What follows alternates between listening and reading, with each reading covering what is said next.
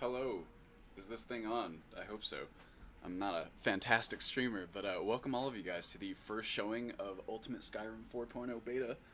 Everyone who's going to be in this chat room is a fellow Patron contributor, so thank you guys so much for all of your contributions. You make this whole thing possible. I'm actually very excited to show this off to you guys. Obviously, I work on this day in and day out, and it's very easy to get caught in the rabbit hole, so to speak. I have my little video window to the right, so I should be able to see you guys chatting and respond to that. I don't know exactly how the delay works, but I guess we'll find out very quickly. And that's pretty much all the introduction you need. Anyone who's watching this after the fact as a VOD, this is a version of Ultimate Skyrim that is slightly newer than the version 1 beta build that's currently available to patrons. There's a few changes, very small ones. I didn't have a ton of time to work on it this week. But I think that you guys will be very pleased with what's going on. So one of the first things that I'm going to do, the structure of this stream, I was thinking about how best to do it. Oh my god. If I had a nickel for every time I've heard this statue of Mara say something about, you know, starting a thing. Also, please let me know if you guys can hear me, because I have my thing muted right now, but you should be able to hear me. Okay, you can hear me. What was I saying? Oh yeah, if I had a nickel for any time, if I had a nickel for every time that I heard the statue of Mara ask me which start that I would like, I would be very rich by now. So anyway, the structure of this stream, what I'm basically going to do is play the game more or less. I figured that's the best you know, way to show off the new features, but also it's the best way. It's how I test, typically, if I'm doing general play testing. But I'm also going to be talking a lot about the mods that have gone into 4.0 and the significant changes between 4.0 and 3.4. So hopefully for those of you who enjoy the mod discussion, you'll have a lot to look at, and hopefully there will be something for more gameplay-oriented viewers as well. So I'm thinking here, one of the best ways to start out, I think, is in an inn, because I've focused pretty heavily on inns, and I'll show you what I mean by that. I'm thinking, why don't we go... My heart wants me to go to Morthal. I've been in a Morthal mood lately, so why don't we just go ahead and do that. The problem there is that Morthal is exceptionally dangerous. Oh, it's so dark in here. Normally, this cell, it's actually kind of interesting because of the way that dynamic, immersive, seriously dark dungeons works, which is our kind of dungeon darkness replacement for 4.0, replacement for ELFX. It doesn't work until you enter a cell, which is kind of nice for a couple different reasons, but it works out swimmingly for starting a new game because that cell is not nearly as dark as it would be otherwise, and you can actually see what the hell you're doing. What's that, Miss Lady? So inns are a big focus of 4.0, both in terms of general appearance. As you will see if you tried the 4.0 beta, the infamous flickering light bugs have been fixed for every single inn in the game. This is largely due to Gato Negro, who has gone in and basically overhauled the lighting for snowfall weathers. The reason that bug happens, if you guys are not aware, is that there are too many dynamic lights in one single place. And actually, if I have it set up, I do. This is Cobb Positioner. This is one of the new mods as well that will make the emphasis on player housing and crafting a lot easier to use. But I have it specially configured right now to show light sources, so you guys can kind of see how this works. As you can see here, we have one light source kind of above this general area. We have another one over here that seems a little bit softer. This one's dynamic, you can tell because I'm casting a shadow. This one does not appear to be. And oh, you can see another dynamic light over here next to the oven, which gives you those really, really nice shadows that will just get casted across the whole room. It's very quaint. Turn that off. But that bug happens because there are too many of those light sources in one place. And there's a couple areas in the game that we've had to address to fix this. One of the really big areas is right outside Solitude, and I actually have the Solitude Docks District turned off in this version of Ultimate Skyrim because I've not gotten to that yet. I need to do some manual changes to stop flickering of both lights and weathers. Flickering really tends to affect all different kinds of particle effects and other effects that are present in the game. So anyway, before I get too sidetracked, I'm so scatterbrained. I'm actually a pretty anxious person, like in real life. So the idea of streaming to people live is very different from recording my Let's Plays. But anyway, inns, I really wanted inns to be a focus of 4.0 because, let's just put it this way. What I'm going for with 4.0 is to create a really truly immersive experience where you will think about how to partition your time or what to spend your day on. Every day is a new day, and you can fill it doing any number of things. I've tried to jam-pack the game with interesting and fun things for you to do on any given day, and that could be anything from adventuring and looting to hunting and fishing, cozying up with a good book, or even studying, using a book thanks to train and study to study your skills, or meditating, worshiping, thanks to religion and all of its new prayer mechanics. So one of the big focuses of this kind of attitude, philosophy we'll call it, are inns. Now, inns will now present you with a bunch of different cool options, things you can do when you're at the end of your day, or even if you're just kicking it over the course of like a rainy day. So if you go and talk to innkeepers, they're going to have a lot of options available for you of cool stuff that you can do. Now, the first thing, we'll just go through these dialogue options really fast. Now, you can rent your room. You can rent a room with advanced features. I'm probably going to retool that so that it's a little bit clearer. If you guys aren't familiar, the I'd like to rent a room advanced option will take you to the realistic room rental additional options, where you can stay the night in a nice room with a bath. You can stay 3 days, or you can get an extended stay. I really like these options because they really kind of fill out that role-playing philosophy that I was talking about. Let's see here. Jay Sharp, glad you're focusing on inns, so will audio reflect the chatter of large crowds? One of the sound mods. So that really depends on what you mean by reflecting the chatter of large crowds. If you're talking about the spacing of the audio, then perhaps if you could be a little bit more specific there, I might be able to answer your question. We're not going to get a room at the inn. We'll go through a couple of our other dialogue options. This one is the dialogue option. If any of you guys have watched my Let's Play, specifically with Armand, I'd like to rent some rooms for my party. Gives you an option to pay for followers. What I'd really like to do, and I'm going to see if this is possible, I've not looked into it yet, but it's on my list of notes to do. I would like to put conditions on these dialogue options so that if you have followers in your party, you won't have the option to not rent rooms for your party. So that way, whenever possible, I like to... how should I phrase this? I don't like it when I have to count on the players to institute their own balance. I know it is a single player game and a lot of people don't have problems doing that, but if at all possible, I like to kind of force players into abiding by the balance that I intend for the experience. Let's see here. Normally it seems strangely silent unless the bard is singing. So you're asking if there will be like audio tracks where there's just sounds like kind of murmuring ambient speech.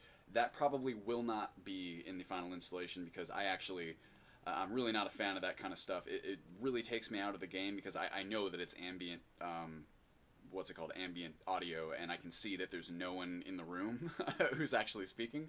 So it's pretty I don't know. For me personally, I mean, you can always add it in, I suppose, if there's a mod that does that. Oh, well, okay. So, let's see. SO Sounds of Skyrim. Got it. Well, see, and that's the other thing, too, is these inns really do get crowded at night, especially thanks to ETAC and not populated cities, inconsequential NPCs. So, there's a lot of people. There's no shortage of people who are having legitimate conversations that you can kind of walk up and talk to them, or you can hear them doing stuff. So I'm not super worried about that. Anyway, going back down these dialogue options. The lottery, this is an interesting thing. So there's a lot of games that you can play now. When you're in inns, you can play games with the innkeeper. You can play games with other inn patrons. It's a lot of fun. And in fact, here, I'll just bop out real fast.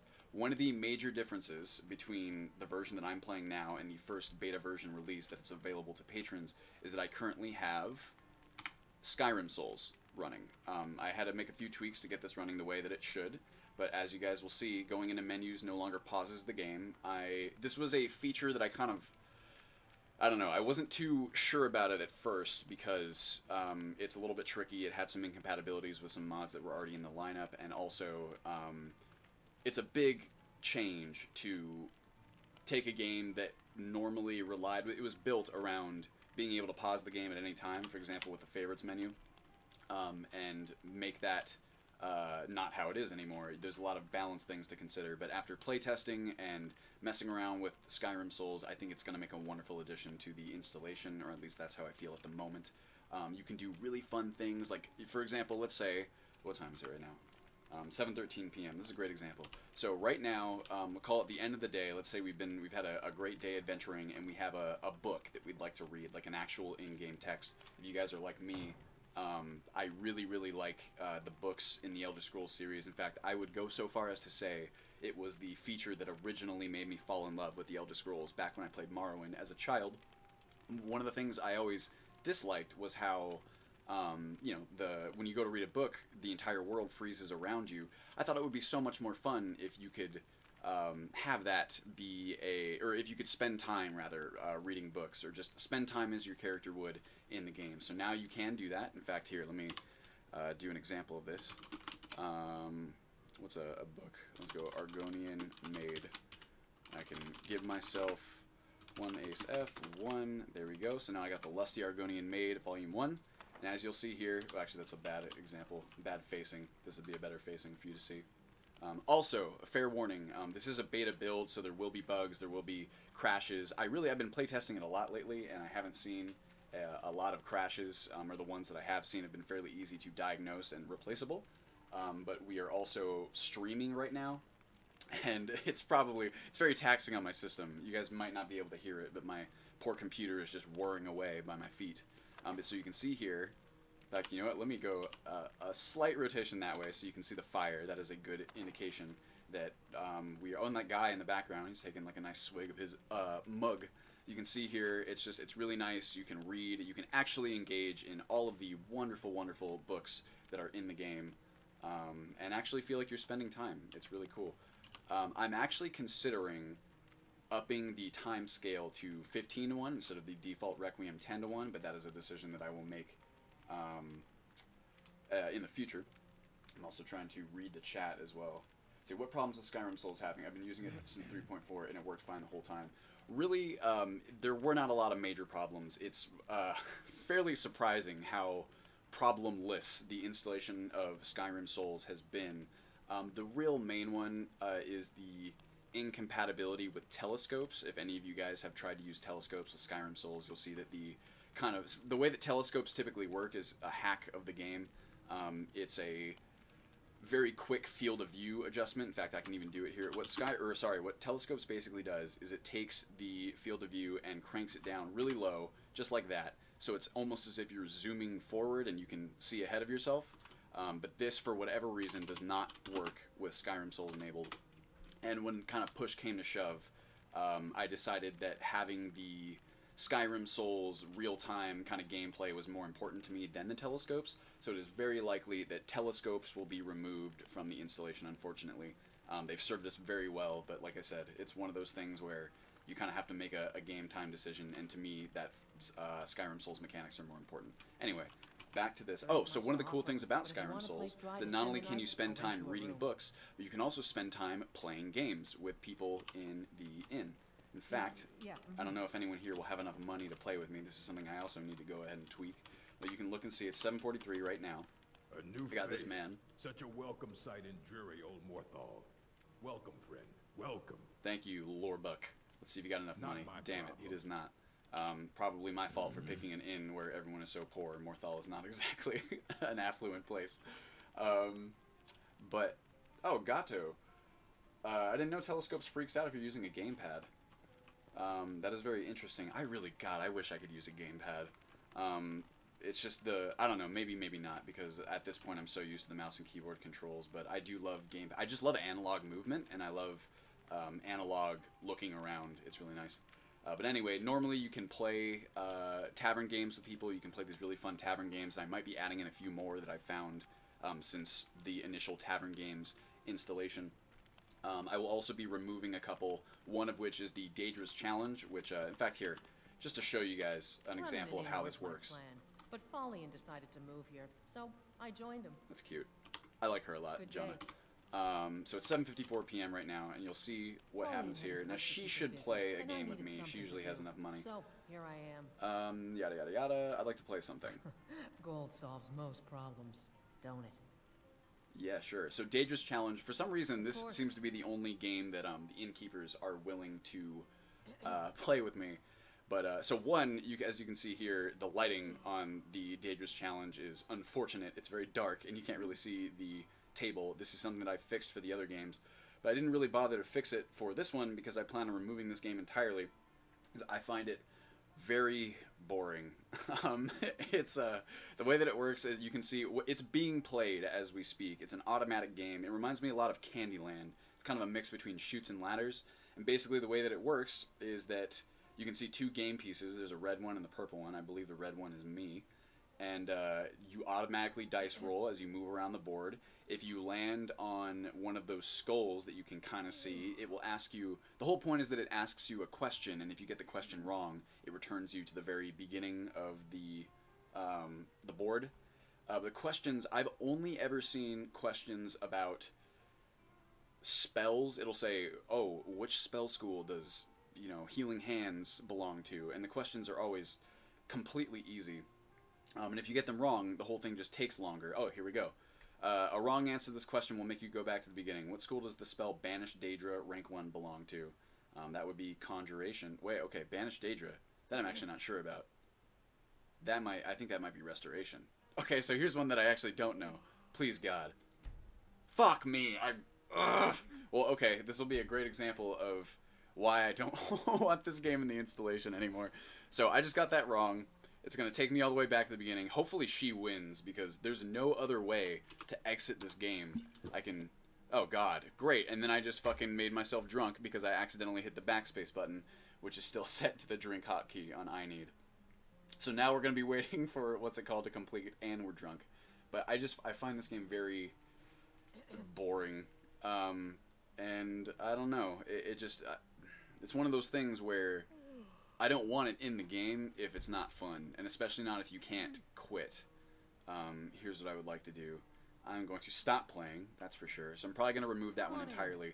The other problem with... Here, let me see if I can get rid of that really intense double vision in Requiem's MCM menu. I don't know if... poisons without visual effects, I don't know if that's going to help me. Nope. Wonderful. So now we're going to be drunk for a little bit. Here's what we'll do. Here, why don't we do this? Why don't we give ourselves... How much gold do we have? We have 270 gold. That's enough for a night. I'm going to go ahead and sleep this off, and I can talk a little bit more about what we're doing here. Anyway, the other reason that I'm not so keen on the Daedra's Challenge is because it gives you lottery tickets, and there's like these lotteries. They're interesting. Do you organize lotteries? I wish to buy a ticket. So you can have these lotteries with inns where you purchase lottery tickets. The more tickets you have gives you a higher chance to receive an item from a prize pool. In theory, it's pretty cool, and I might leave it in, just allowing you to purchase lottery tickets as it is. The problem right now is that the lottery pool, the items that you can purchase, are, for Ultimate Skyrim's purposes, very unbalanced. So you can end up with some stuff that is way more valuable than you should be able to receive with a 50 septim ticket. So before we go ahead and get our room for the night, you got the tavern games. I would like to show you guys the vendor list for inns. Yes, ma'am. So Morthal is pretty dilapidated. Any of you guys who actually play Skyrim will know that. So they don't have a ton of amazing food, but as you can see here, there are many different new food items that are all... they're added by Hunterborn. They are edited with the absolutely wonderful Requiem Survival Experience by Unmakes. I don't know how to pronounce that otherwise. Also by Gatto and myself. We've put a lot of personal touches, we'll call it, on the food and drink in the game. So one of the things that I really wanted as an additional resource for inns is for you to be able to buy food and drink that are actually useful. So you're going to find some really decent, some really decent foods that have some active effects that are actually very useful. Even stuff like this, like lavender tea. You can see this delicate tea slightly improves my warmth and magicka. So there's stuff that you can purchase that's going to help you stave off the cold in the way that stews do. You can go ahead and grab a mashed troll, which is a fairly shitty food. Not so great food stuff. But as you can see, even this not so nice meal will give you 1 point of stamina per second for 600 seconds. Most of these meals, most any meal that requires a few ingredients to create, will confer some sort of actually useful benefit. And if any of you guys are Requiem veterans or even Ultimate Skyrim veterans, you know how important that additional stamina per second buff can be. One of the, I don't want to call it a problem, we'll just call it a design choice in Requiem, is that there are only a few food items in the game that can confer these kind of benefits. See, like this one, actually Mudcrab Chowder. Mudcrab Chowder additionally then restores, oh, so this is improperly tagged as a raw food that you can tell by the most others' guts will probably explode. Oh, there's a typo there too. Explode just by looking at this rather uncooked meal. So that's not supposed to be raw, but apparently it's considered raw right there. Here you go, Predator's Price, same thing, 600 seconds consumed out of combat, 1 point of stamina. My goal was to make that stamina benefit available through more ways than just a couple of foodstuffs.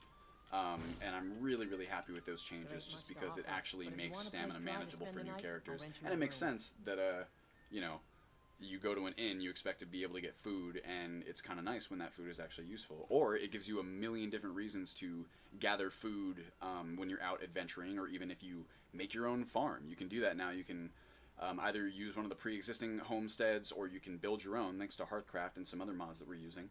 And you can actually grow ingredients that will be useful for stuff that you want to make, which I felt like is a very fun and important element of a game like this that is fundamentally about collecting shit. That's what you do in Bethesda RPGs. And a lot of games, most open world games, kind of adhere to that. So let's go ahead and rent this room. Why don't we go ahead and do the advanced one? Only staying the Sure night. thing. It's yours for a day. I believe... Did I not disable this one? Maybe not. Oh, you know what I did? I remember a long time ago, I thought I disabled, or I did disable the original, the room option, but I realized that that is a hook that many different mods use to determine who is an innkeeper, so it's important to keep that around. Anyway, she's giving me this little room right here. Oh, okay, so it's not even necessarily a nice one. That's actually good. And we're going to sleep this meat off, hopefully. Let's go ahead and give it a...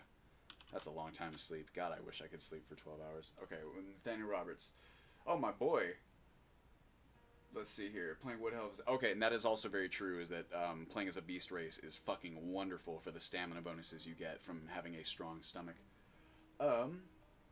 Yes, so the Magicka bonuses, mostly is Elsewhere Fondue is one of the few items in the game that you can get that Magicka bonus because it is incredibly powerful, but there are a few more items that have either the same bonus as the Elsewhere Fondue or the bonus but a reduced amount of time that it gets you.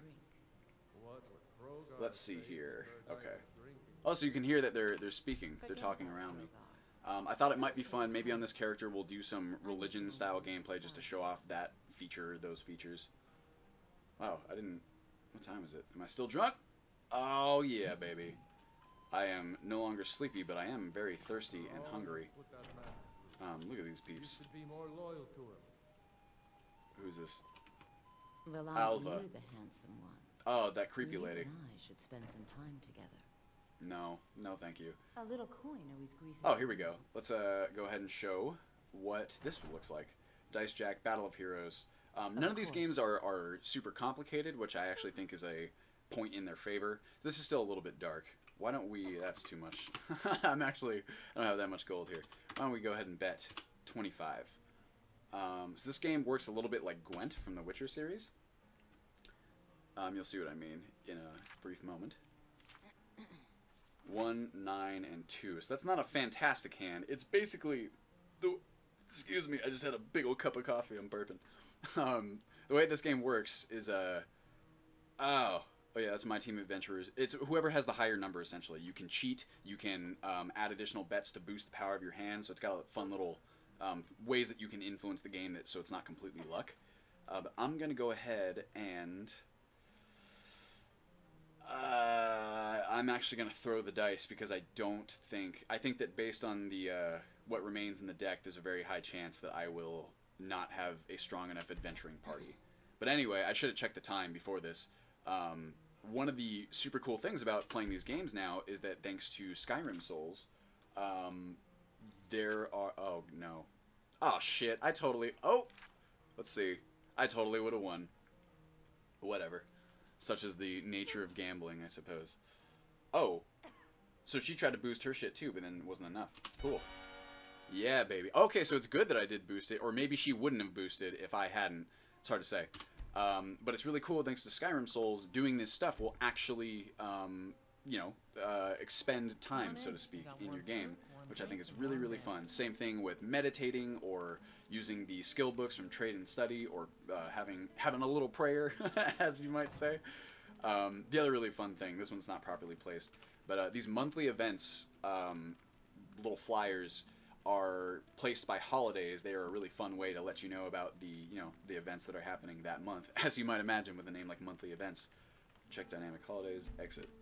But a small problem, as you can imagine, with all of the added inns and village edits, is that they are not present in every inn across the game. So I currently have a plan in place to implement that and to get them into inns where they're not currently present. I'm going to go over here, and I am going to purchase. Why don't we go fish with crab sauce? That sounds delicious. Why don't we go ahead? Oh my god. Ah, the Nern Spring Tea. This is, I believe, the reason that it's so expensive is because it carries the effect of Strange Brew from Hunterborn. So let's see here. One of the things about tavern games, the games are almost all luck. That's super immersive. Unlikely medieval peasants would be playing Magic the Gathering. It is kind of boring. I don't know. I wish that there was a game that was a little bit more complex, like Magic the Gathering, or something like Gwent, that was present in The Witcher 3. But unfortunately, we got to work with what we got, and I'm pretty okay with the idea of these games being mostly luck, because that's kind of how gambling is. And if they were too skill-based, I would worry that really good players have a surefire method of always receiving gold, which is something that I generally like to avoid. Why don't we go ahead and let's get something useful. She doesn't have that much useful stuff here. We're going to go ahead and get this lavender honey dumpling. That sounds delicious. That one even comes with a little bit of magic resistance, but only for 60 seconds. I'm going to get a lavender tea. I'm going to get mashed troll. And I'm also going to get a charred skeever meat. Wonderful. Who doesn't like a nice charred rat for breakfast? So let's go ahead and eat those, just so that we have our shit all squared away. I'm going to go mashed troll, and I have some apples as well. Lavender tea. I'm still a little bit thirsty, but that's okay. In fact, actually, now that I think about it, I need to make sure that the T's are properly recognized by iNeed. I'm pretty sure that I did that, but not 100%. See, so I really don't know how to pronounce that. Somnolanaton says, have you also added Living Takes Time, so making 50 iron daggers isn't instantaneous? That is... So, Living Takes Time is one of those mods that I have on the short list. I might be adding it in just for consistency with the other mechanics, because now there are mechanics in the game that allow you to do a certain thing for a certain amount of time in order to gain a resource of some kind. So that fits your train and study, training on a skill book, or practicing your martial skills on a dummy. They all function in that way. Same thing with Hunterborn also functions now. When you go to skin your catch, it's cold. You go to skin your... Oh, this is going to be a great way to show off snowfall weathers. I'm excited about this. When you go to skin your catch, that takes a certain amount of time that will just immediately pass in-game, and that's one of the ways that you improve your hunting skills, is by, or as you improve your hunting skills, rather, that time will be lessened. So now, same thing with religion. There's quite a few mechanics in the game now that work through that mechanic, or work through the way they function the same way. So maybe. We'll see. Living Takes Time. It really is going to be a matter of really how well it fits. I'll just have to play test it. I can't guarantee anything, but I will be looking at it. That I can guarantee for you. So, now here's something I got to do. This is here because my Dindulad has not been rerun in God knows how long, but this bridge is not supposed to be there. So we will disable that. Watch this guard in the distance fall down. Oh, he was almost there. Usually this guy, right as I come out of the inn, is kind of like hereabouts, like right in the middle of the bridge, and I really like to disable that bridge while he's standing on it, because it's funny to me. These are the ways that you keep yourself entertained and not going insane. Oh, okay, wait, here we go. You can see here a little bit of flickering, which is what I was talking about before. At least it seemed like it was.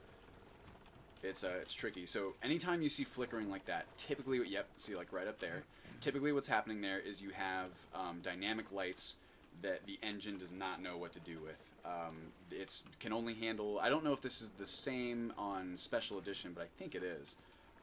Typically speaking, you can only handle 4 dynamic lights at once, and any other lights beyond that have to be dynamically turned on and off, which is a big old pain, and it causes all this weird flickering.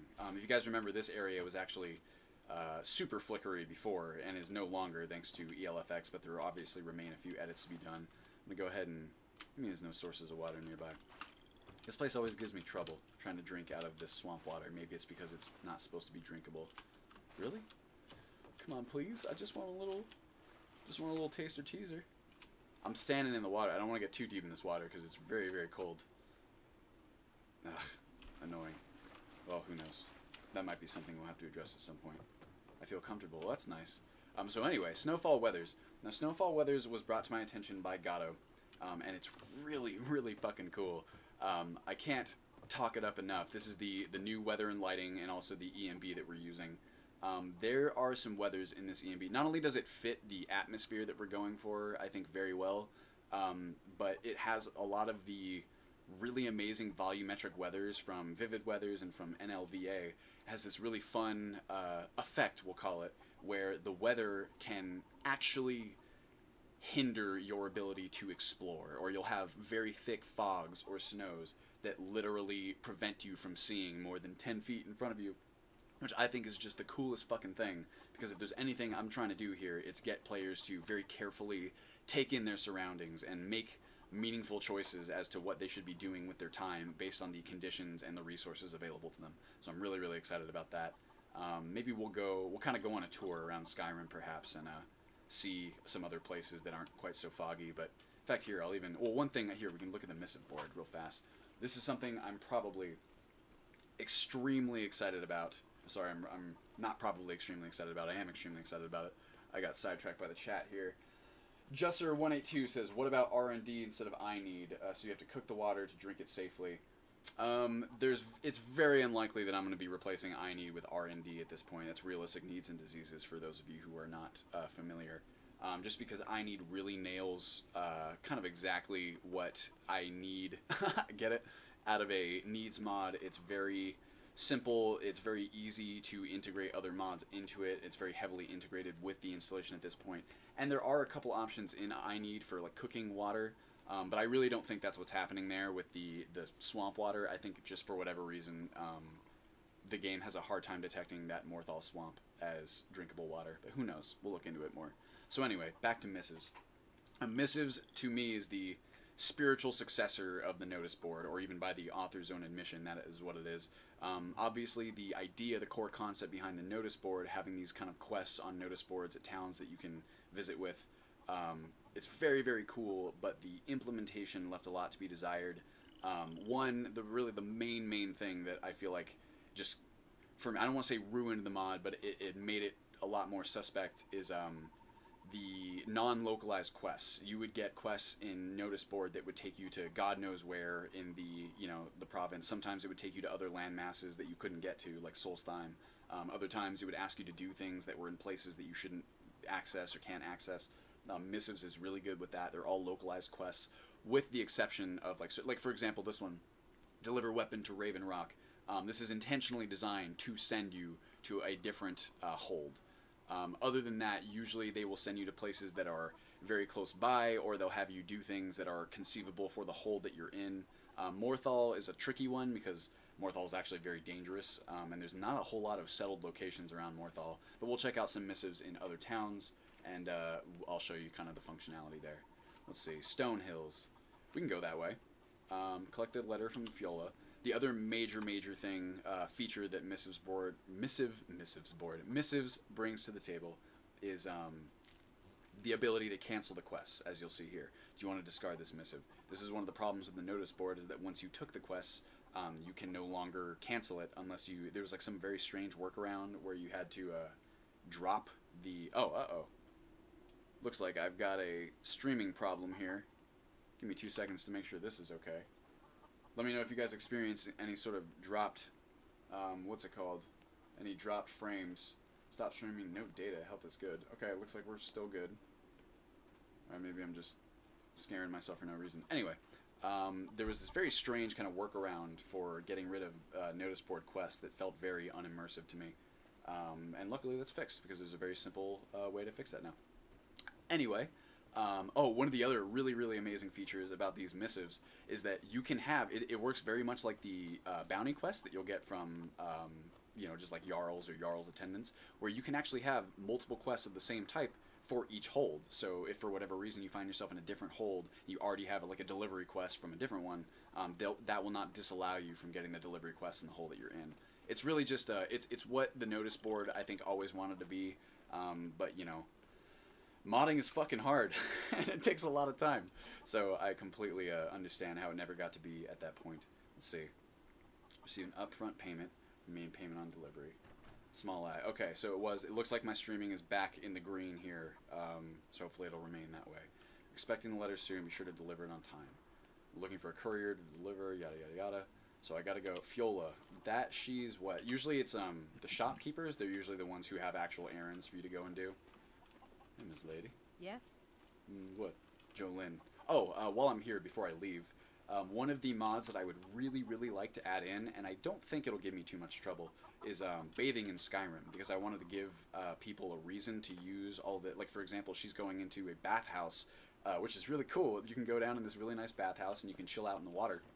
I thought it would be so fun if you can, you know, actually gain bonuses for doing that. It's kind of like my general philosophy is a marriage of roleplay and gameplay, we'll call it, where I really like it when there are tangible benefits or reasons to do things that your character would want to do from a roleplay perspective. Oh, looks like we got a double up of boats here. So this is the stuff that like the most basic mod conflicts that you'll experience. Uh-oh. I feel chilly. My exposure has increased and my skills are beginning to suffer. Should find a fire to warm up. Okay. Let's see. Who's Fiola? I believe that might actually also be marked. The other thing I'll be doing, if I haven't done it already, I can't remember if I have, to be honest, because my, we'll call it my dev process is very scatterbrained. Oh yeah, Jay, isn't the fog absolutely amazing? So before we leave too, remind me to go out the other gate and I'll show you kind of what the marshes look like. It's absolutely fucking fantastic and so atmospheric. Let's see. But anyway, as I was saying, one of the other things that I will be doing is restoring floating quest markers, just because it's, I don't know, it's caused me a lot of problems not being able to see the floating quest markers, and the Skyrim was not designed to not have the floating quest markers. So, I don't know, it's probably just something I think that will create a better user experience, and I'm willing to sacrifice whatever small amount of, you know, immersion you lose. I really don't think that it changes all that much about my personal immersion, but obviously immersion is a very subjective experience. Let's go, Somnolent Tone. Let's see, Nathaniel Roberts, all the boats in Morthal have been doubled up for like forever. Yeah, I know. That's really, see, I'm the one who should be responsible for those disabling, so I apologize to you all. That's the purpose of you know, playing like a big mod pack like this. Somnolentone says, what kind of PC are you running to keep 60 FPS in town with ETAC? I've got a 6700K at, whoa, okay. 6700K processor at 4.5 gigahertz, R9 390, 8 gigabyte, and 16 gigabyte VRAM. I get drops to 30 FPS. So one of the things that I will say is that I do not get consistently 60 FPS everywhere in towns. It'll usually dip down to right about 45. But with a machine like that, you definitely should be getting very decent performance. You will also be getting better performance in 4.0, I can guarantee to you. So I can get, like right now, I'm getting, this is about 45. I'm looking at it in the top corner. I'm also running this in 2K, so it's worth considering. You can always bump down your resolution if you so desire, but this is also, I'm getting 45 while also running 2 additional monitors in addition to my main monitor and while streaming, so you can anticipate that the performance would be a lot better if I were not doing those things. You can use immersive HUD to toggle the marker on and off if you need it. Now normally that would be the case, J-User, I don't know how you want me to pronounce that, but there's a lot of, we'll call them hacked changes present in Ultimate Skyrim at the moment that would probably still prevent that from happening. Not there. Let's go to settings and gameplay, and I can't remember. Okay, show floating quest markers, and just for the sake of it, we'll also check the MCM for iHUD. This is actually kind of fucked with me before, where for some reason I'll turn on I'll tag one of the missives quests, and the floating quest marker will not appear immediately, and then sometimes it just will. So I don't know. Shit is weird. Hide shot me in the comes with all that yada yada yada. Transparencies, I don't see it there, but it probably will come back on. If not, I have to say we just go and check with all of the townspeople. We can usually find, it's almost always the townspeople, or sorry, not the townspeople, almost always the Until next time. shopkeepers who send you on errands from missives boards, which I think is actually really cool, because that makes sense to me. Who actually has errands for adventurers besides, like, you know, people who are involved in the local economies or involved in commerce? It's a nice little touch. There's so many little touches with missives, I swear to gosh. And I find that in my playtesting, is this my girl? They No, it's say the Lami. college has been snooping around Sarthal. Mages in a burial crypt. I know. No good can come of that. That's what I'm saying. Not her. Hard time getting any supplies way out here. Also, I'll probably be changing this dialogue option. Can we talk about your business, to make it a little bit more obvious that that is the investment option from landlord. Let's see here. Hopefully, where's that marker? Also, I'm going to get rid of this one. Remove it. Alright. I really thought that was going to show up. Maybe not. Do it again. Anyone? Bueller? No? Okay. Well, there's only a few different places. Or you know what? How about fuck it? We can just go find one that's easier to do. But before we leave, I'm going to go ahead and show you guys what the marsh looks like with these beautiful fogs. So snowfall weathers, I'd say, oh, I'm looking for Fiola. If anyone knows where she is offhand, then we can go and scoop up her quest just really quick. So snowfall weathers, I think, excels at weather types that are foggy or snowy, or generally just oh, is that a chorus off in the distance there that I saw? Might be. Don't know. Could just be my eyes playing tricks on me. That kind of stuff happens in the swamp, as they say. So it's really, really wonderful. You can see how, like, my field of view, we'll call it, or the distance that I can see is legitimately impaired by this fog. And this is not even close to how thick it can actually become. It's pretty awesome, and something that I think has an incredible impact on the way I play the game. Oh, God. Which I think is really cool. But something that Snowfall is also fantastic at is ordinary weathers, or clear weathers. I have never seen the game look as beautiful as... Oh, shit. Here we go. Novo, who's got my back. Oh, shit. Oh, of course he does. Novo, one of our moderators. I swear to God, guys, if... Wait, Fiola... Oh, no, it's Fiola with a J, not with an I. I was about to say... My moderation team on the Discord, they're constantly reminding me of just the most basic shit that I seem to forget about on, like, a daily basis. I owe you guys. Oh my God, it's a horse! Huh. Something tells me that I won't be able to complete this quest. Oh my God. I even went through, there's a blacklist, you can call it, of characters that are not supposed to be able to be used by missives to, like, give you quests. Looks like I need to add all of the player horses. I can't believe this. That is so funny. Oh shit, I just offered to steal it. Oh shit, that's not what I meant to do. Uh-oh, uh-oh. That's a problem. Oh shit, actually, here. You know what I'm just going to do is I'm going to load an autosave just for that. Looks like we're not going to be able to complete that one for now. Oh, one of the things I forgot to talk about with inns is that, in fact, here, why don't I even just pop in real fast and we can take a look at them.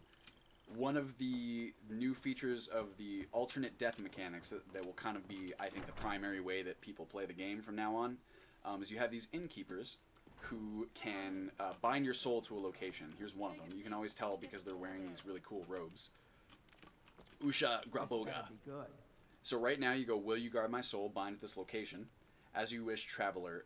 So as of right now, that does not cost any amount of money or resources. That might change. Gato and I were talking about it, potentially adding a cost to that, but that also depends on exactly how I plan to balance shrines, because as of right now, you can do the same thing at shrines for free. Anytime there's a shrine, you can bind yourself to that location, and that will be where you respawn when your character dies. And hopefully, now, as of right now, the current system of death is highly overrated is untouched, where all of your stuff is left in kind of like a Dark Souls style pile, we'll call it,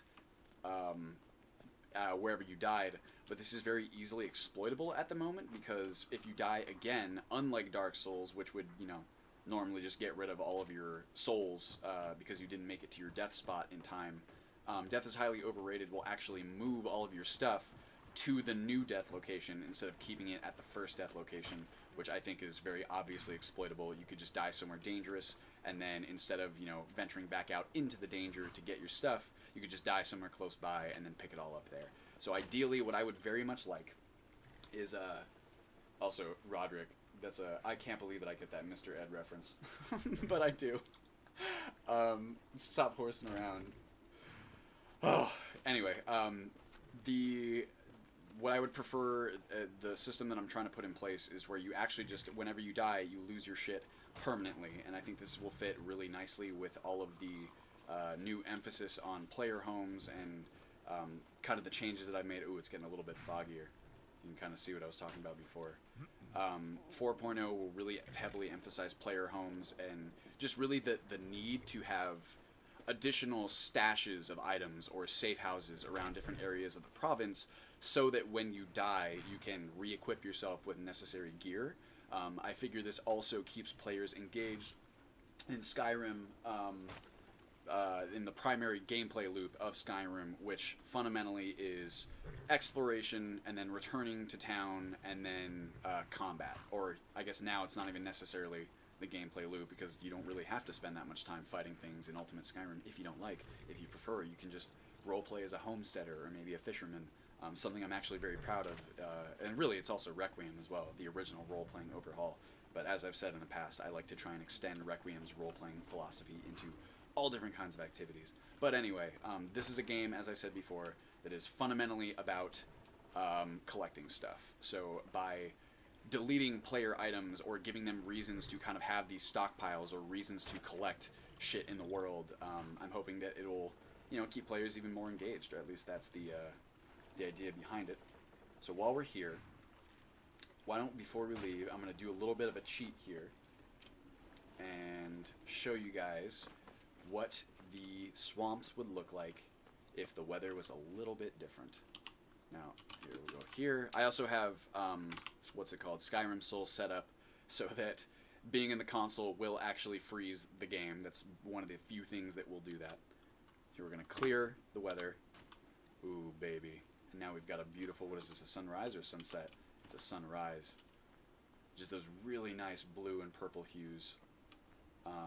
It's wonderful. So I did notice that horse didn't seem to be lit. Textures were very dark. That's also a very dark horse, but that could have been Jay. I'm not really sure. But it really just, I mean, man, I don't know about you guys, but just being here makes me feel cold. Let's see. Oh, I've got out of sync. What's it called? Oh, nope. What is happening? Well, looks like that's going to be stuck there. God, that is very annoying. We'll just leave it here for now. I have the toggle button set to the same one as the, you can see the toggle button is set for the compass, for the time, and also my, what's it called, loot and degradation on the right. But some of these widgets do not seem to abide by the same timing, and they just end up fucking around. Anyway, it doesn't really matter. Yeah, so one of the most amazing things about snowfall weathers is these really genuinely, like, atmospheric lighting conditions, or, like, I don't know about you guys, but I just look around here and I feel cold just standing in this place, or like these low mists, like, look at this, just hanging off the bottom of the ground. And I don't know, it's absolutely beautiful to me. And this is an area of the game that is supposed to be a little bit ugly, you know, or at least the swamps are not supposed to be inviting, and they still aren't. This still does look very gnarled and, we'll call it dangerous, but it is beautiful in its own way. And like I said, this is one of the ugly areas of the game, so why don't we go ahead and check out some other areas as well. Where's somewhere that would be nice to go and check out? Maybe, oh, and look at these shiny little faced fuckers. Shiny faced little fuckers, rather. That's something we're going to have to fix. That has an easy fix. I just haven't gotten around to it yet. We're going to talk to our man, Wilhod. Cities in Skyrim. Where do you want to go? I would like to go to... Well, I actually could go to Stone Hills if I was able to get that quest as intended. One of the other things that I'll be doing, there's some pretty major changes to the price of stuff. One of the most common complaints that I get with Ultimate Skyrim is that, oh, hey, Washing Bear, that's a good idea. Hitting the toggle, or fixing the toggle by hitting escape immediately after. Nathan, that's a really good idea too, having the HUD on toggle all of your random shit on a 10-second timer so you can check it when you need to. That's a very good idea. One of the common complaints that I get is that people end up with too much money too fast, and I get that definitely is the case, and I think that will be alleviated by the new death consequences a fair bit, but I think it would also be fun to increase the cost of some of the things in the game so that you really get to feel that sense of accomplishment when you finally get it, or at the very least, you really have to manage your gold and your monetary resources if you want to play smart. So one of the things that I will be doing to kind of fit that is increasing the cost pretty significantly of carriages, and also horses. Horses will better fit the... Here, let's see here. Oh, did I do it? I fixed it. Yeah, there we go. Thank you, Washing Bear. Horses will fit the original Requiem philosophy a lot better in that they're going to be a lot tougher. They're also going to be slower because some people seem to be encountering issues with LODs just because we're playing on Old Rim. Horses will be a lot more expensive, they'll be a lot slower, and they'll be a lot tougher, so that you will really have to work your way up to getting a horse, and you're really going to want to keep them safe.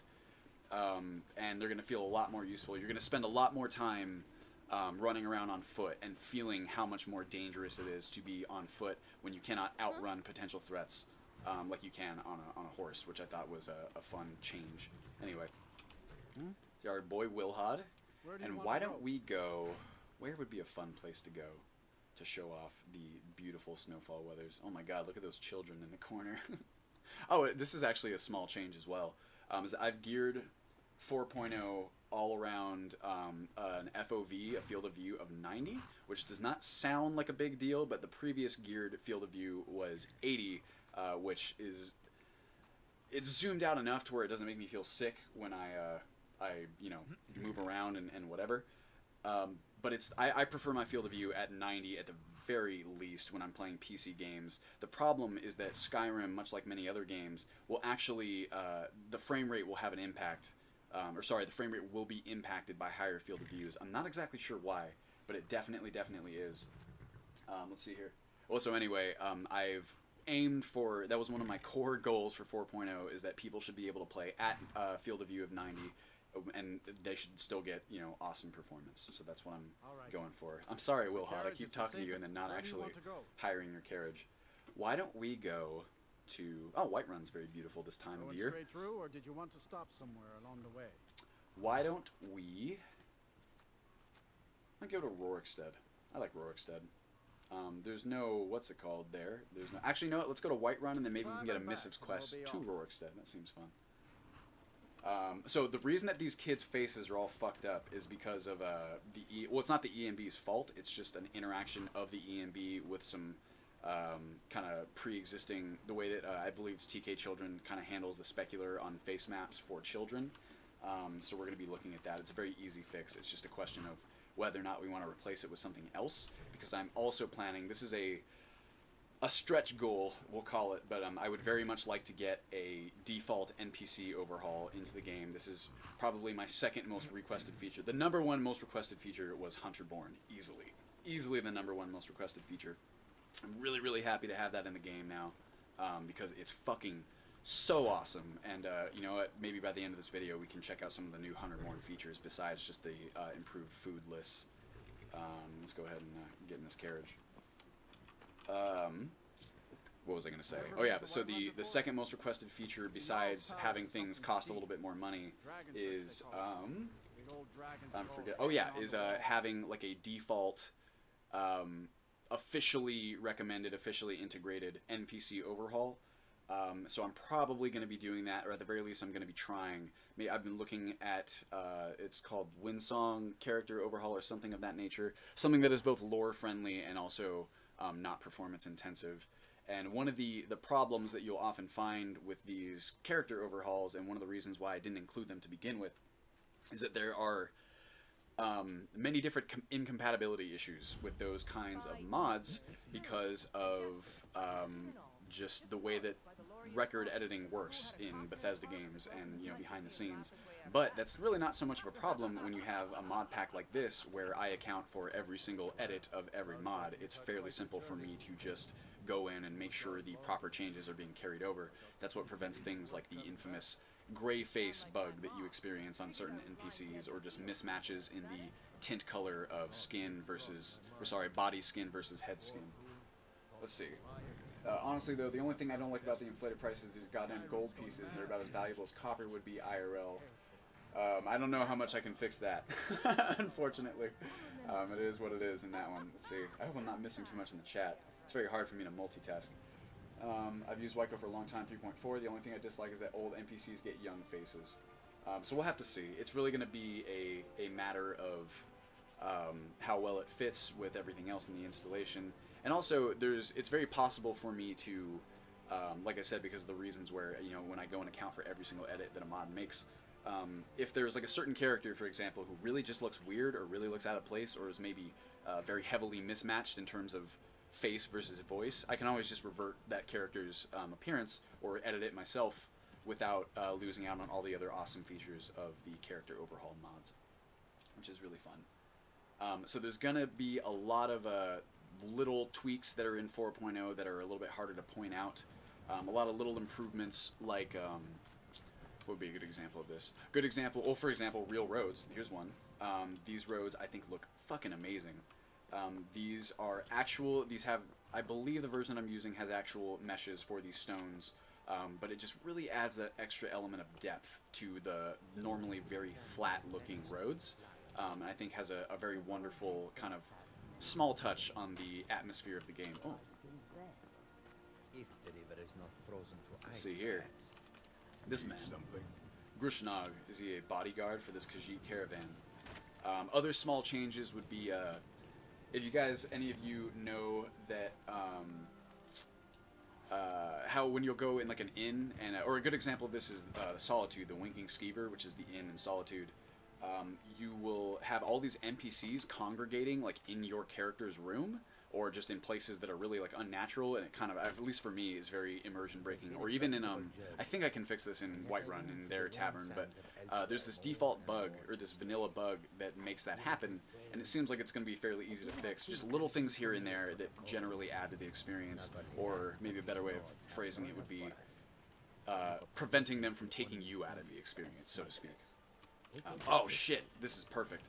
You can see this is one of the new snowfall weathers. You can just see these distant fogs, and those are actual volumetric fogs. Those actually are there in the game. It's not just an image space modifier, not just a smoke and mirrors trick, which I think is just, it's just so cool. I'm so excited about it, guys. I really, I can't oversell it enough.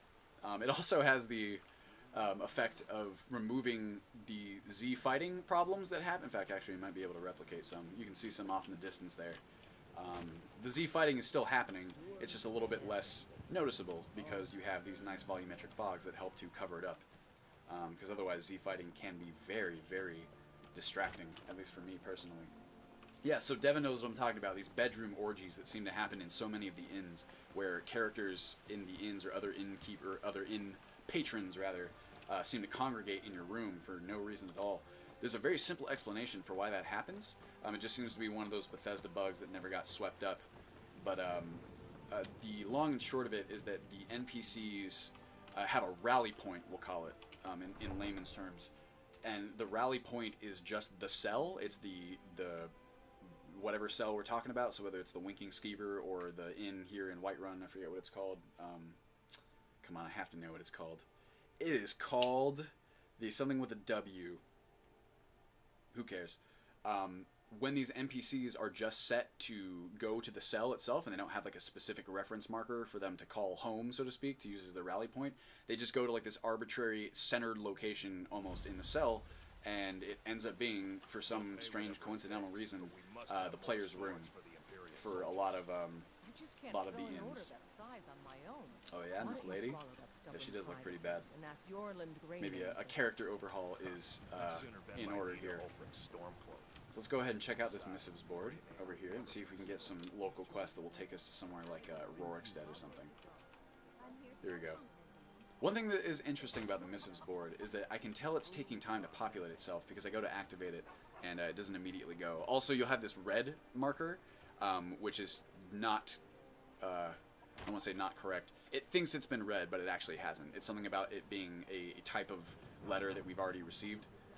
So it thinks that it's there. Let's go letter to Riverwood, weapon to Dawnstar. So you will have options of going to different holds if you like. But as you can see here, kill the leader of Halted Stream Camp, retrieve heirloom from Green Spring Hollow, Mora Tapanella, even raw salmon meat. It's fucking brilliant the way this thing is designed because it's localized. Not only localized to where it's going to take you for stuff like this, kill the leader of Halted Stream Camp. That is a local Whiterun dungeon for anyone who knows. Green Spring Hollow is also very close by. But you will be asked to collect items that are typically accessible or common in the hold that you're in. For example, like Mora Tapanella is located in all different kinds of caves around here. Any cave in the Whiterun hold you go into, chances are it's going to have Mora Tapanella. When I was playtesting and I saw that, at least that's how it seemed to me, or that's how it's been for many different holds, I was just so impressed that, you know, the mod author considered something like that. The mod author, by the way, for missives is Iron Dusk 33, who is also the mod author behind some of the other very, very wonderful mods that are being used in 4.0 that are really changing the game. Things like Train and Study, I believe, is his. I think Spell Research, and I also think that Religion is Iron Dusk's mod. I could be wrong about those, though. Excuse me while I get a drink of water. I've been talking a mile a minute. Ah! Delicious. It's actually something I highly recommend. I have a 40-ounce water bottle that I take with me pretty much anywhere I go. And when I'm working on these mods and stuff, I'd say I drink about 2 to 3 in like a single day's work, rather. Whoops, that's not what I meant to do. It's important to stay hydrated. Because, you know, modding, it really just, what a physically taxing experience that is, right? That's sarcasm. Okay, why don't we go ahead and collect raw salmon meat. Why don't we go to Riverwood as well? And then, that's fine. I'm trying to get some combat in here, but my character is very basic. My Dark Elf Drellas. I just kind of drafted real fast for this stream. Also, and this I'm actually not going to say. Okay, so Gatto says Religion, Train and Study, Spell Research, and Missives are all Iron Dust mods. So, looks like I wasn't off about that. One of the few things, I'm sure. What was I going to say? Oh yeah, so I have a character planned, the first character for 4.0, and I'm not going to say shit about it, besides the fact that I've planned them, but I think you guys are really going to like it. Oh, here's something I can show off as well, or sort of. Yeah, I can, because there's actually that book. So one of the other really big changes that I'm excited about is Spell Sword, and I think this is going to really open up a lot of different character builds, make a lot of different types of builds viable for characters, and I'll show you what I mean by that. Sorry, that water got to me. Well, okay. What was I going to do first? Oh, I want to check the name of this inn. Oh, shit. I'm sorry, chicken. Bannered Mare. God, I can't believe I didn't remember that. Anyway, let's read these. What I would like to show you guys is an example of one of the new spell weapons that are brought to the table by Spell Sword. Okay, so question. Train and Study. Why are we not directed to use the Legendary Edition of it rather than the vanilla? Oversight or intentional? That could be an oversight, but I can't remember. Is this... If it's, this Train and Study is not in the 4.0 version. I could have just, like, written it when I wrote all the new mods for the beta instructions. It probably should be the Legendary Edition if I didn't write that. I believe the Legendary version is what I'm using, so, oops. Letter to Riverwood. See, I'm looking for a courier to deliver a letter to a friend in Riverwood. No. You will receive an upfront payment from me and payment on delivery. Elrendir, okay. Oh, and these are also timed, so, you know, if you just kind of sit on it, then you're going to be in trouble, and you'll fail the quest, which I think is nice. Letter to Stone Hills. Oh, that's the other one. Alright. Running out of supplies at Riverwood. Bring us some raw salmon meat. You can expect some gold and a hearty meal. Do not want to discard. Now we got both quests. Let's see. Translate, yada, yada, yada. There we go. Alright, so, before God, I just get sidetracked on a billion different threads. Hello, Mr. Goat. I did not see you there. Oh, by the way, guys, because Gatto's right here, I can see him in the chat. There is a lot of stuff in 4.0 that I could not have done without his help or without the help of all the other moderators and really just all of you guys in the Discord and the beta testers. Thank you guys so much. But Gatto in particular needs a very, very heavy shout out for all of the work that he did on Hunterborn. Hunterborn's integration would not have been possible if it weren't for the work that he did with the Ultimate Skyrim and Hunterborn patch. It is a tremendous amount of work getting Hunterborn to work with all the mods that are already in the installation. Even adding one creature type from Skytest, for example, is a tremendous amount of work to get it to work the way that it's intended with all of the other features that Hunterborn brings to the table, all of your skinning and all of your totems that you can get, all the different animal parts that it brings to the table. So you guys really, we all owe him a tremendous thanks for that. And what was it? Oh yeah, Spell Sword, because I once again got sidetracked.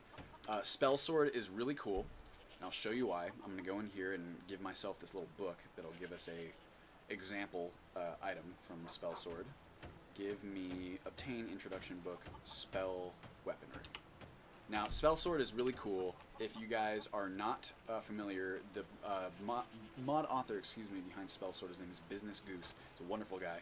And it adds these weapons to the game that are functionally, they're similar to enchanted items. I'll show you what I mean. But the difference is that they actually, you can enchant weapons now instead of just with an enchantment like a fire enchantment or a banish Daedra or whatever. You can actually enchant weapons with a spell, and there are certain benefits and cons, pros and cons to doing that versus casting the spell normally. And I'll kind of get into that in a quick second. We just need to thumb through here, get to the end of the book, and it is going to ask us, well actually here you can see this. If you would like to acquiring spell weapons, effectively utilizing a spell weapon is particularly difficult. Spell weapons tend to be more rare than weapons which have standard enchantments. Because of this, one should not expect the common bandit to have a spell weapon. Yada yada yada. We don't really need this. I can explain it to you. But we have... oh my god, it's so sweet to see everyone thanking Gato in the chat. This is so cool. Guys, I can't tell you, I'm having such a good time right now. This is really... I did like one test patron stream before this, but there really weren't that many patrons yet who could show up for it. So this is really fun for me. Anyway, let's go ahead and back out of here, and it should ask me, yeah, here we go. Would you like to obtain a starting spell weapon? Select a weapon below to learn more. Now, what I would like to do would be a good one. This is a good one. Soldier's Short Sword of First Aid. That's kind of a tongue twister. Imperial Sword with the magical power to provide first aid. Oh my gosh, don't bump me, lady. First aid restores health slowly but steadily over a long period of time, but only works when not under duress. Yada yada yada. So we're going to accept that weapon, and I'll show you how it works.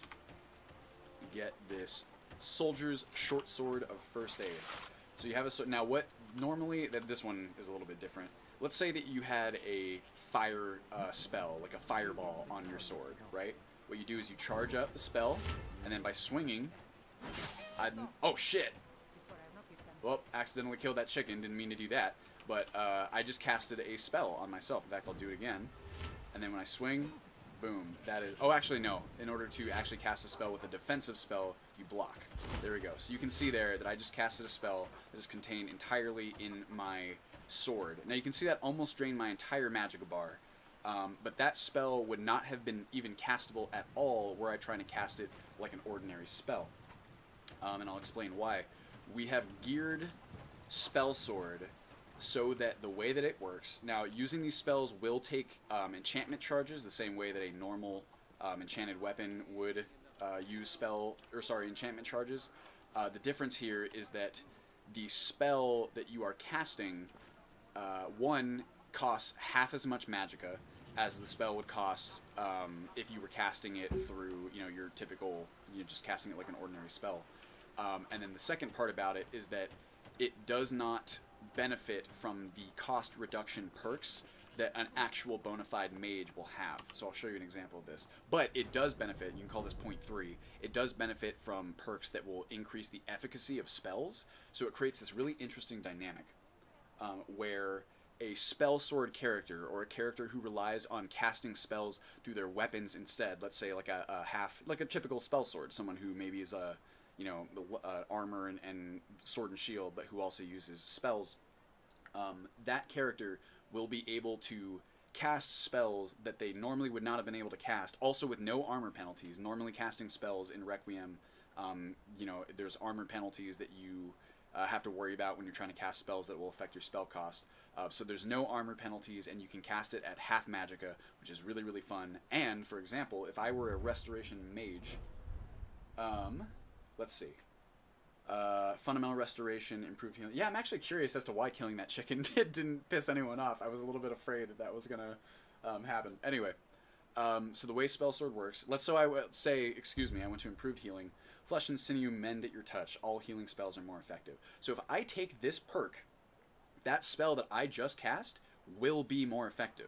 The perks that you get that increase the effectiveness of spells will transfer to the spells that you use in Spell Sword. So you actually have a reason to collect these perks if you're interested in doing that, while also spending perks in your martial skills or using your attribute points for things like health and stamina. Typically speaking, in Requiem, you kind of have to lean into one attribute. There's not a whole lot of reasons to split your attribute points between, magicka and health, or health and stamina, or kind of there is for that one.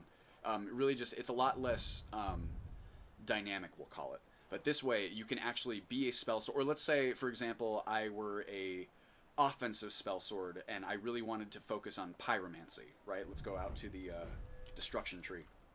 In fact, I already have 15 destruction because I am a dark elf. Why don't we just go ahead and do this anyway?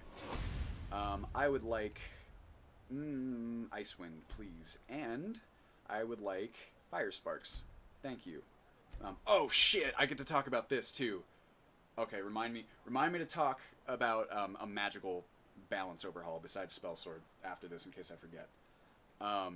Anyway, what was I talking about? Oh yeah, so let's say that you are a Spell Sword who wants to focus on fire magic, right? So what you can do is enchant. It's also enchanting is a skill tree that I really wanted to add some more utility to, and I'm really happy about these Spell Sword changes because now enchanting will basically be, if you want to be like a really effective spell sword and you don't want to have to rely on court mages to recharge your weapons, or finding your spell swords if you want to be able to enchant them yourself, enchanting is going to be your primary support skill tree. It's going to give you a lot of tools to make yourself an even more effective spell sword. But pyromancy, you can put perks here, right? And that is going, your inner flame grows brighter, increasing the damage of all fire spells.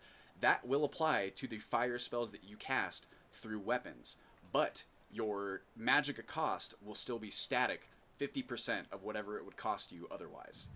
Now, that sounds... I think it's fucking super cool because it really allows you to specialize, but it also forces specialization, and it ensures that you will never, ever be as powerful or as versatile as a pure mage, and I will tell you why.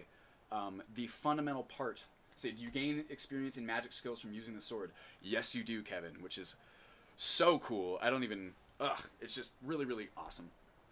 Using spell, like for example, blasting 3 fools with a giant fireball via your spell sword will still give you destruction experience, which I think is just amazing.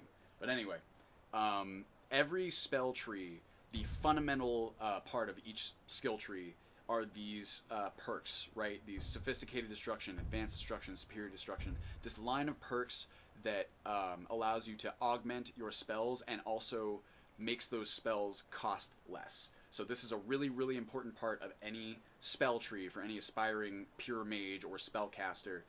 These perks are very important because they are going to reduce the amount of magicka that it costs for you to cast your spells. This is what allows powerful mages to be godlike. This is what allows them to have this massive repertoire of tricks and spells up their sleeve that they can mix and match in all these interesting ways. It's one of the things that makes pure mages, or mostly pure mages, so much fun to play, and something that makes them, like I said, extremely powerful. These perks will never affect the spell costs of your spell sword weapons. So chances are the mastery and even not advanced, what's one below? So superior spells, master level spells, and really even a lot of sophisticated spells are going to be pretty tough to cast for your spell sword character unless you have a high enough magicka pool. So like I said, spell sword characters, to offset their, what's the best way of putting this? They can be very powerful, they can have very powerful spells, but they are forced to be a lot more specialized. You will not have the versatility and the raw power that a mage has pretty much ever, because that's the sacrifice you make by also giving yourself martial skills or whatever other skills that you put your perks and your skill points into. So I think it's a really wonderful balance that I'm very excited about, and I've already been play testing some really fun characters. Oh man, there's just even there's so many, imagine, I know that a lot of you guys have seen my Let's Play with Hjolfred. Hjolfrid should have been a spell sword character, and she would have been had this existed in the game before that, because what you're looking at here, like I said, is a martial character who has some ability to actually cast useful spells when it doesn't have to be, you know, level whatever to get there. Let's see. Grant Ruhoff, will armor affect it? I'm assuming what you mean by that is will armor affect the cost of the spell sword spells, in which case the answer is no. One of the benefits of being a spell sword is that and the fact that the spell is on your weapon instead of a spell that you were casting yourself, is that you do not have to worry about armor penalties for casting spells, which I thought was pretty important if, you know, you consider that most spell sword characters will probably be wearing some kind of armor, which is typically not the case for mages. Anyway, let's go ahead and back out. I think that's everything I wanted to talk about there. Oh yeah. Oh, look.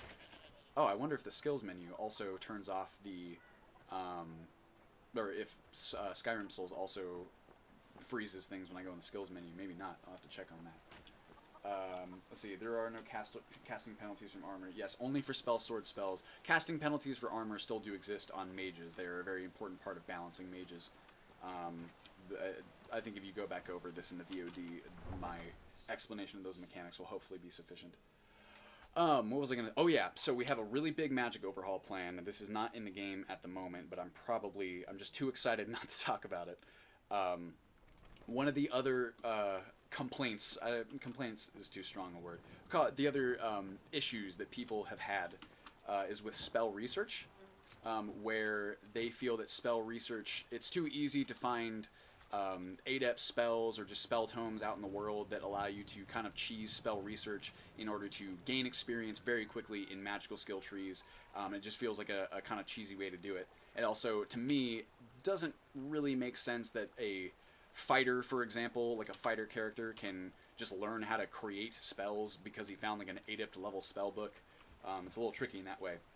So what we are going to try and do... Oh, it's Nathaniel. So you give up versatility for spells that you can use practically. That is exactly it. That is probably the best, simplest way to explain the intended balance of these new spell sword mechanics. What was I going to say? Yeah, so this new magical balance that Gatto and I have planned, I can't guarantee it'll make it into the game exactly as we intend, but I don't anticipate a whole lot of reasons why it wouldn't. The way that things will work from now on is like so. Spell tome availability across the entire game is vastly reduced. There is that some dungeons will still contain spell tomes as loot, but the loot that you will find will generally be novice and sophisticated level spells. You're not going to maybe an adept spell, but they are incredibly rare. And spell tomes have been pretty much removed from all other vendor lists, except for things like Khajiit caravans and certain magical individuals around Skyrim who you would expect to carry some amount of spell tomes. Magical individuals who are powerful enough to create spell books, spell tomes that they can sell at a profit and that actually people will be able to use to learn spells.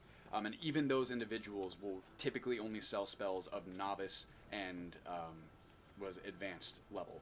So it's going to be really hard to just cheese your way with spell research. And what also makes that more difficult is that in addition to this reduction of the availability of spell tomes, you now have to be rank 25 in any, or will now have to be rank 25. This is not a change I've implemented, so I don't want to speak as though it's present tense.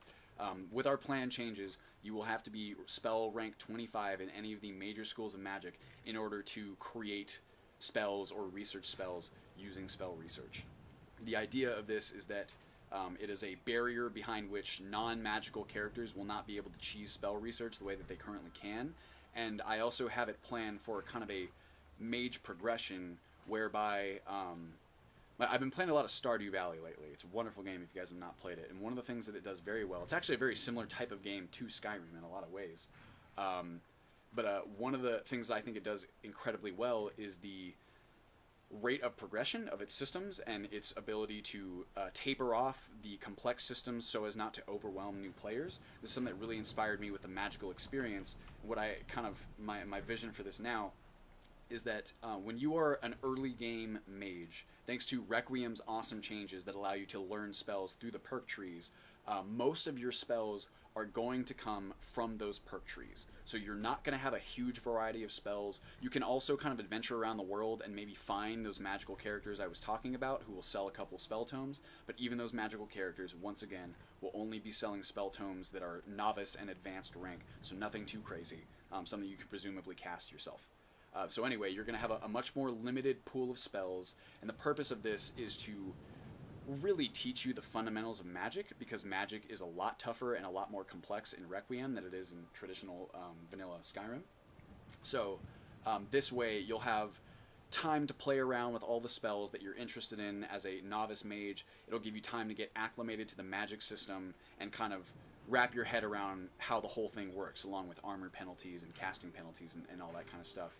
And my hope is that right around the time that you are becoming acclimated to the magical system, you should be about spell rank 25 in at least one of the spell schools, whatever your primary spell school is, which will unlock the ability for you to research and create your own spells using spell research. By this point, you will also theoretically have enough of a kind of spell repertoire to start with, because as some of you know, spell research is, you can learn and create new spells by studying the spells that you already have. So I thought that was a really nice natural progression of the spell casting system. The other major change to this is that the College of Winterhold will now only be accessible at rank 50 in any of the spell schools. There's a couple reasons for this. One is to keep in line with that same kind of progression where we're not overwhelming characters too quickly. Two is to prevent a difficulty spike that is inherent in the College of Winterhold's questline. As of right now, as some of you Requiem veterans will know, hold on, before I, let's see, let me scroll back up in the chat here. I think I missed something important. Another way to balance it would be to significantly increase the magicka cost for creating tomes, so that you actually have to wear robes and put points in magicka to even make them. So that's a maybe. If we feel it's necessary, that would be a good idea, and we'll definitely mess with that. So yada yada. Will still be possible to abuse scrolls with spell research. Before you could learn a skill via research, you could not cast it, but you could create a scroll of the spell. If it costs 150 magicka to write a tome, that would be prohibitively expensive to do for anyone that's not at least partially dedicated mage. So maybe, yeah, if that is the case, honestly, I haven't messed around with scroll production all that much myself, but it seems like a reasonable solution would be increasing the magicka cost to do that, which I know is fairly easy to do. So we'll definitely keep that in mind. Thank you guys for the feedback on that, and that may be something that we integrate into this magical progression overhaul. But anyway, back to the College of Winterhold. You will only be able to gain access to the college at rank 50 when you are already like a fairly accomplished mage. This makes a lot more sense to me because I don't know why the college would be hiring scrubs to be, you know, part of their illustrious ranks anyway. It also prevents the difficulty spike that happens in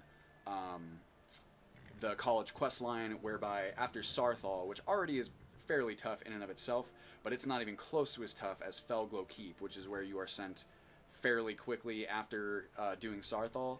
And it seems to me that most Requiem players, non-Magic players who are trying to do the college, or even Magic players who got in there early, because there are no restrictions at all in Vanilla Requiem, and the old version of Ultimate Skyrim only required people to be 25 rank spells, or in a spell school to do it. That difficulty spike pretty much guarantees that everyone has the exact same experience, where they complete Sarthal, and then they have to wait however long before they are, you know, even anywhere close to being able to take on Felglow Keep and the very powerful mages within. Anyway, so that's cool. It kind of solves that problem elegantly. It also really, once you gain access to the college, which I think is something that any proficient mage, someone who is a skill rank of 50 in some spell cool, any proficient mage is going to want to gain access to the college at some point, because the college's resources will now be more important than ever. Going to the college will allow you access to vendors, the professors.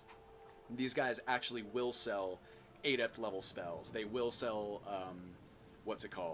superior and masterly level spells. You will be able to go around and interact with the few experiments and tests going on and gain a little bit of experience that definitely won't feel as cheap, because now you're already a much higher level and that experience amount is much less for you at that point.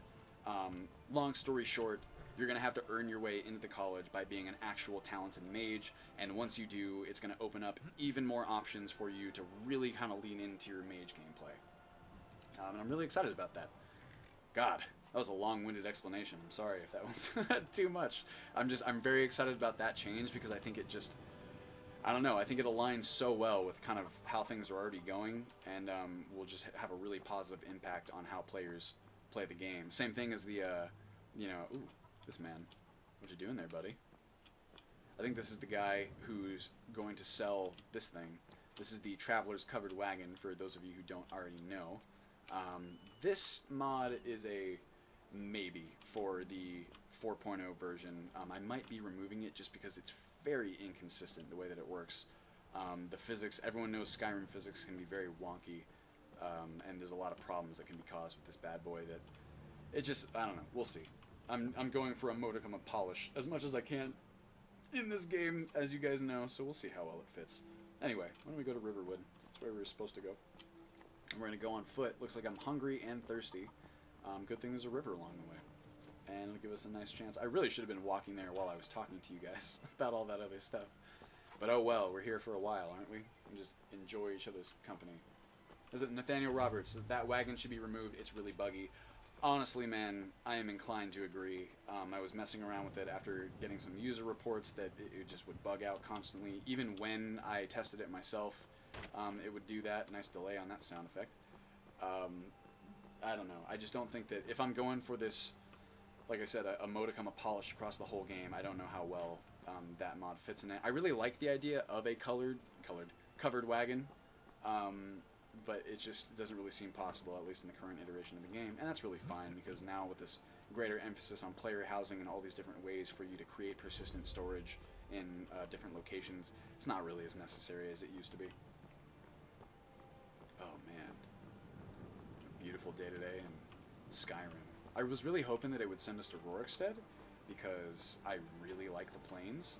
I think they look really wonderful with a lot of the snowfall weathers.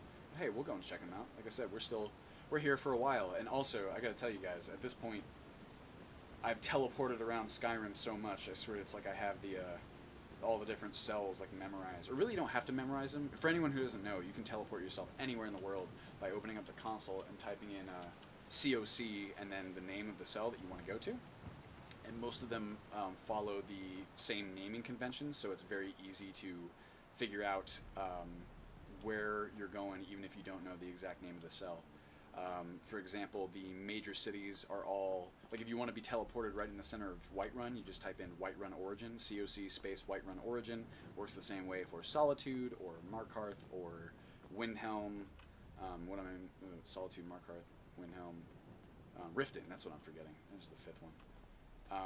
If it's not a origin cell, if it's not like a major city like that, it will typically have the naming convention. So let's say we wanted to go to Winterhold, right?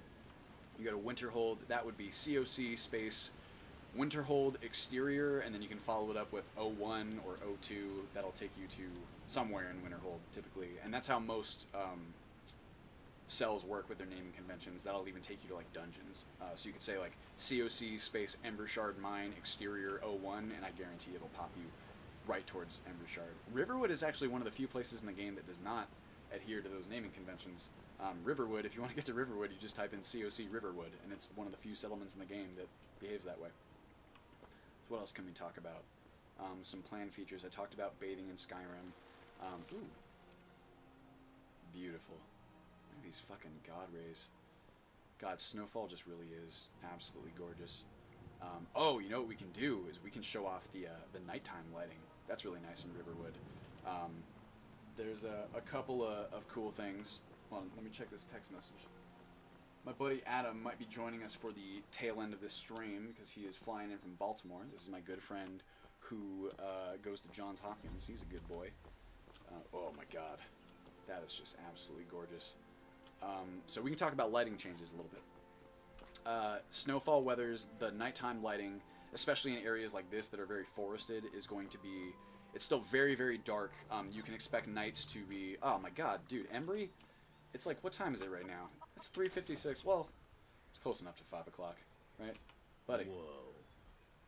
Whoa. What was I saying?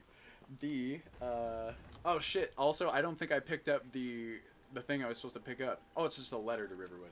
Looking for a courier to deliver a friend to Riverwood. I didn't even grab the fucking thing. Oh well. I was supposed to grab it from the person who gave me the quest, and I didn't, but it really doesn't matter. And we're just gonna have to do it. Let's see. Christ, I hate the animal animations and inability to recognize anything as an object. Like that elk just ran up to the horse and poorly did a 180. So the animals, they, as far as I know, operate through the same nav meshes as the people do. So they know kind of where they can run. But you're right that they do not have diagonal turning animations, and that's what you're seeing. It's actually a very simple thing that they don't have, and that's why one of the my favorite mods in the lineup is the horse animations. That it's a very small change that it does, where it adds diagonal turning animations for horses as you ride them, and it seems like an insignificant thing, but God, it's one of those small touches that really, really makes a difference. Anyway, lighting, before I get sidetracked again. So night times, as you will see in Ultimate Skyrim 4.0, are very dark. They are prohibitively dark, just as they always have been. One of the awesome changes is that night vision will now work without you having to disable your EMB, which is really nice. That was a kind of hack workaround that I was never super fond of, just because other EMBs, formerly Real Vision and now Revenant EMB, did not have that feature. But it's really nice that you know, that'll be included in 4.0, so now you don't have to disable your EMB in order to use night vision spells. What was the other thing?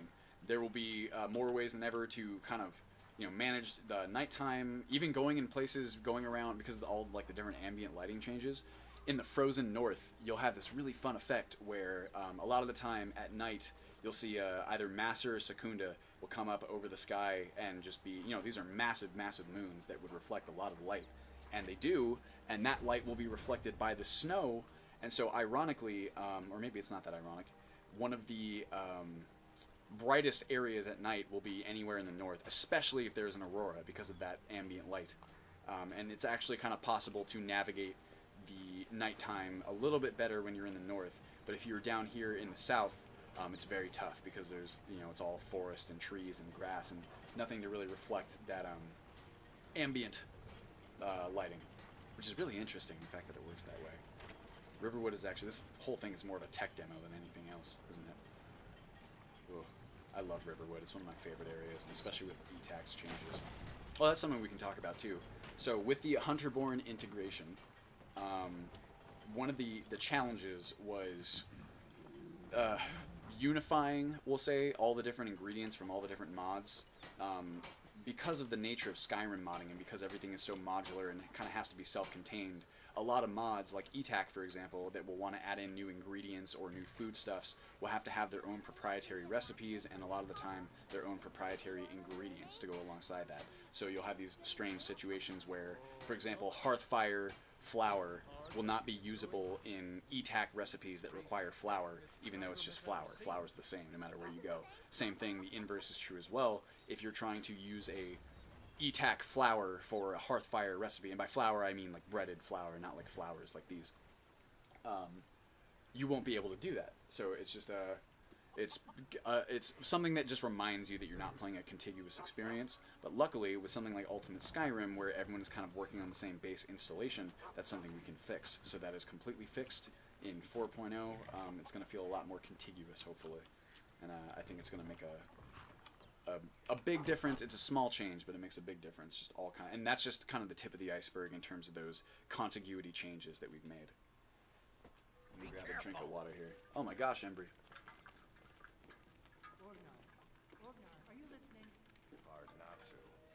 The ale is going down. So I popped into this inn. What can we do in here? Did you hear me? You know what would be a good idea? We can show off the train and study mechanics. That'll give us like a reason to... Oh shit! Just make sure we Well, we can just get some water over here. Come on in. Just stoke the fire. Use Take ale a seat cake. and get the cold out. We Orgnar. got rooms and food. What do you Drink, got too. for sale, my Take a friend? look. Now, this is a very well-stocked inn, and in fact, so inns basically kind of fall into two categories. There's the dilapidated inns, and there are these other inns that just have, they draw from this fucking insane leveled list where they have so many different foods. I'm probably going to be reducing that just a little bit, just to make it a little bit more realistic and not provide like an overabundance of nice foods and still give people a reason to kind of cook foods themselves. You always will have that reason to do that because it's more convenient. You don't have to pay for it. But as you can see here, this level list is a really good example of all the different types of food that are now present in the game. Even things like, so you got apple cabbage stew, right? This and beef stew are Requiem standbys. These are very important foods that give you awesome buffs, but they are like among the few Requiem food items that do it. Let's see, so this is nice and all. I think what everyone is wondering is the timetable until you fully integrate the Ultimate Skyrim Immersive Perversion mod list.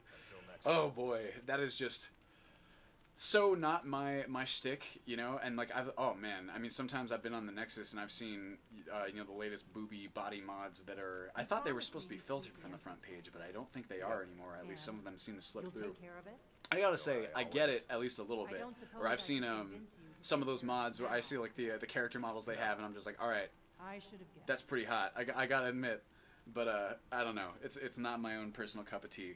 Maybe we'll have another unofficial installation guide that'll teach people how to make sure all their UNB or UNP body mods work wonderfully with Ultimate Skyrim. Yeah, there was actually a post like that. It was really funny. Anyway, let's go ahead and take these foodstuffs. So one of the other changes to foods and things like that is that beef stew, or these very important food buffs, I mentioned this earlier, are now applied to many other different kinds of food as well. So you won't, if you want this nice health buff and this carry weight buff that you normally get from beef stew, you will be able to find that on other foods as well. Some of them will not give you the full 7,200 seconds the way that beef stew does, but it's nice that, you know, beef stew is now the most valuable iteration of that buff from that food. We can go through here. What else we got? Got Ale Braised Saber Cat. Same. So this one is going to give you that restore 1 points of stamina per second for 3,000 when consumed out of combat. So that 3,000 count, it's still quite sizable. It's going to last you quite a long time. Something like, I don't know, what is that, 50 minutes? I'm bad at math. But it's not quite as long as some of the other foods that you can get, or the default Requiem foods. You got your breaded out cutlets. And typically speaking, the power, or the proportionate power of these buffs is... The power of these buffs is proportionate to the difficulty in creating the particular recipe. Also, one thing I do gotta say, while we were fixing up and editing all these food mods, God, some of them just sound so delicious. Like elf-eared steak, or even, what was it? Ale Braised Saber Cat. That sounds delicious. Or like I would go through and look at like the baked treats that were just so absolutely phenomenal. I would just get really, really hungry. Let's see here. I've got UNP, B, BBT Physics, Armor Replacement, and they're working in US. So there you go. Steven's already got all that stuff working. It's basically the same shit. Oh, wow. I really like the lighting in here as well. Isn't it so nice to have inns that you can actually be immersed in and not have them flicker left and right every time you move from one side of the inn to the other? It's I really, once again, it's a small change, but it has a big impact on the way the game plays. This property for sale is for Helljarken Farm. I thought I disabled this one, but evidently I did not. That's okay. We'll get that. That's oh, look. It even adds that little... I've seen this already. What can we do? What time is it? 5:22 p.m. So while I'm here, why don't I go ahead and show off some of the train and study mechanics. Now, one thing I will say, is it HDT physics can be applied to many different things that are not just, you know, boobs and butts bouncing around, which, don't get me wrong, that's awesome too. But like weapons and stuff, or like hair is a little bit more finicky. That's hard to get right even in games that specifically build for it. But I really like the YouTube videos I've seen where people have the physics mods enabled and you see weapons and stuff bouncing around on people's belts and backs, and that is really cool. I will say that. I don't know if it's quite cool enough to justify the amount of effort, but you never know. If it's easy, then it can always make it in. Let's see, what was I doing? Let's go... Oops, that's not how you spell that. Light Armor Forging. Here we go. Player to add item. 1AFD01. So now I've got something I know is a skill book. Give me a quick second to check my phone here, because like I said, my friend is arriving. Let's see, I'm getting close-ish. I've been on the bus for 45 minutes. What is your address? I will not say this out loud, but I will text my friend the address that he can come and hang out.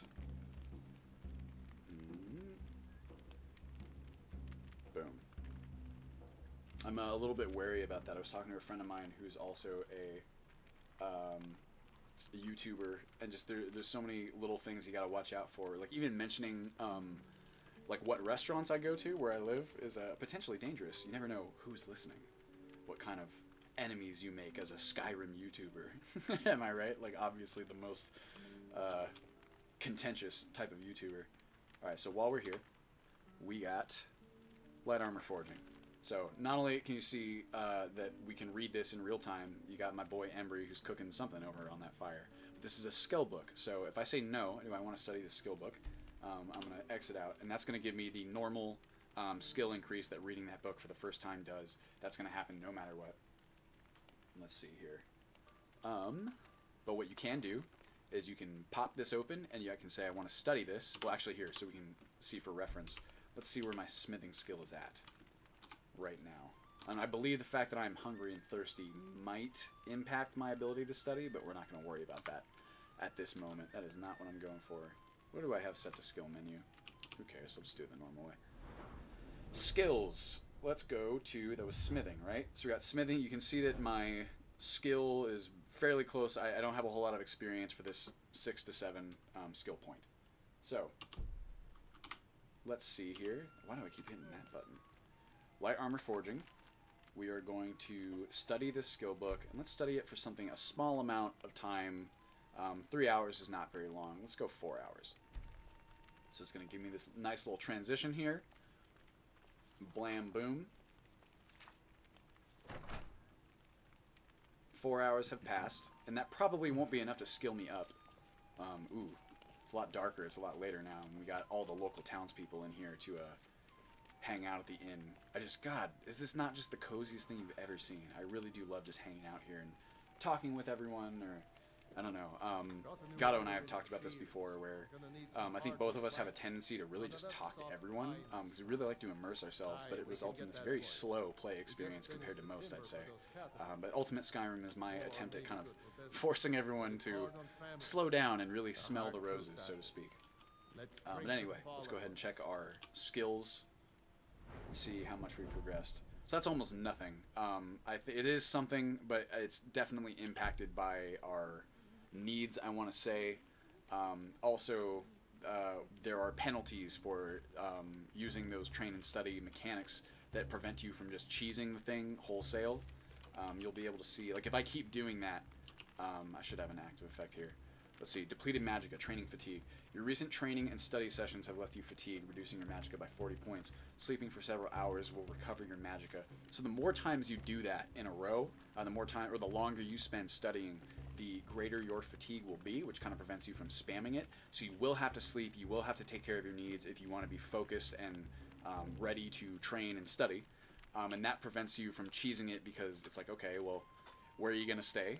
What are you going to eat? What are you going to drink? You're going to have to think about that stuff in advance if you want to effectively train your character using those mechanics.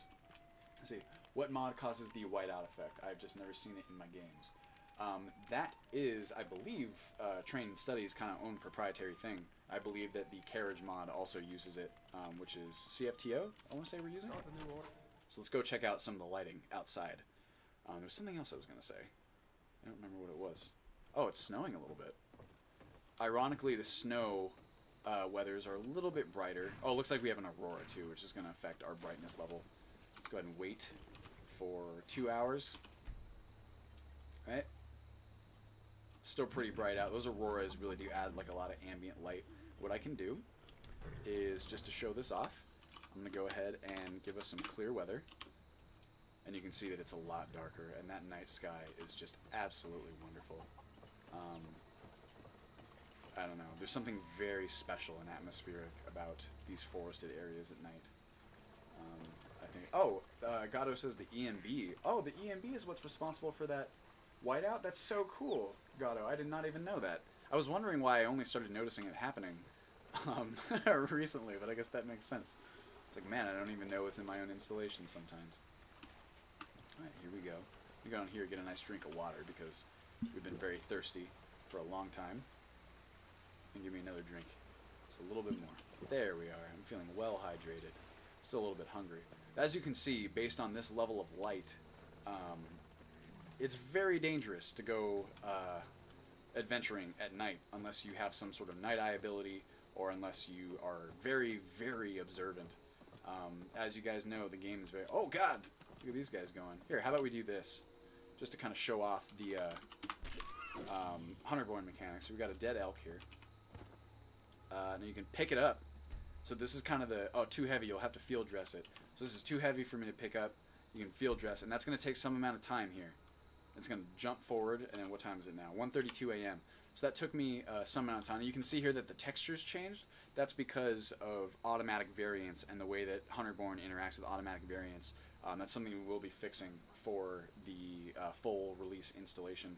Ideally, what I would really like to have happen is a partial integration of hunting in Skyrim, which adds these really cool but gross, or gross but cool, we'll call them, skinned animal models that are just fucking... It really feels like you've skinned an animal. It's pretty brutal, I gotta be honest. So here's a great example of Gatto's hard work. Any of the sky test creatures, any creature in the game, monsters, creatures, everything will adhere to Hunterborn mechanics. You'll be able to use all the Hunterborn mechanics on every single one. All this stuff, so like skinning pelts, butcher meat, butcher the meat, that's going to take some time as well. Finish butchering one section, but the rest will take more time. So you can see just from that, now that did take a while. It's now 3:21 a.m. That took me 2 hours, so it's a time consideration that you really have to be careful of. But that just got me a lot of meat, and that's a lot of meat that I can use for any number of things. You can sell it, you can cook it and then sell it, you can store some, you can freeze it if you want to save it for later. Oh shit. That wolf coming in. Yeah, maybe he smelled my butchered meat. You never know. If you are a beast race, you can actually just eat that meat straight up and just eat it raw if you'd like. It's really, really fun. Let's see. Tog out stuff in the MCM. Okay, Gatto, what do I not have set in the MCM properly?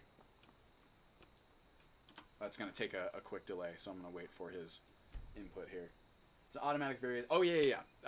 That I did know. There is a setting, if you are curious, that... Here, let's check this out. Where is Hunterborn? Probably under H. That would make sense. There's so... Uh-oh. I think I'm still live in the background there. In fact, I can see that I am because of those particles. Features. Tweaks. Yada, yada, yada. Hunterborn is one of the... Well, I say it's one of the best design mods I've ever seen. It's also a little bit older, and there are some like antiquated parts of it that the modding scene now knows can be done in like easier ways. But it is just absolutely amazing how many considerations the mod author took for compatibility and for configurability, we'll call it. It's really, really fantastic. Even just the idea of what we're going to be looking at here. Let's see, compatibility. Add tax, use custom materials, custom meats. Use custom textures. So if you were to tick this, that would prevent the problem that I'm talking about with automatic variants. I don't know if it'll have to be ticked in order to partially integrate that hunting and Skyrim stuff that I was talking about, but it's neither here nor there. That'll be something that I test somewhere down the line. What was I going to say? There was something I was going to say. Oh yeah, another mod that I would really like to add to the installation is Chesko's Art of the Catch. So improve fish, as some of you know, has already been de-integrated just for the sake of simplicity. It was a really nice idea in theory, the idea of adding more different types of fish to the world, but that created a real exercise in futility when it came to just making the recipes consistent, or just, you know, there's so many recipes that utilize fish, but there's not that many fish types in Skyrim to begin with, and introducing a lot more fish types really complicated that quite a bit. There's also just the idea that more is not always better, and it's a good example of that. So fishing in Skyrim, I would like to replace with Art of the Catch, because Art of the Catch is real-time fishing. It allows, you know, there's so much emphasis here on keeping your character immersed in the moment, and I thought it would be really, really fun to allow you to fish in real time and see, you know, kind of your catch, or just really spend that moment just in the environment, which obviously, you know, these environments are so beautiful, and we've taken so much time and care to provide like this atmosphere, and the mod authors have put in so much work to make the world just look as beautiful as it is. I personally find that a really wonderful experience, and I'm hoping that will augment that. So Nathaniel Roberts says, how does the Monster Hunter aspect work, Gato? Oh, that's not even addressed to me. It seemed like it was a cool thing. I didn't know if it had integrated. Similar to skinning animals, this is what Gato says, except that you'll have different options depending on the type of monster. Killing a spider, for example, will let you draw venom from it. Venom, which is very, very useful for paralysis spells and such. Ooh, what's going on over there? I don't know.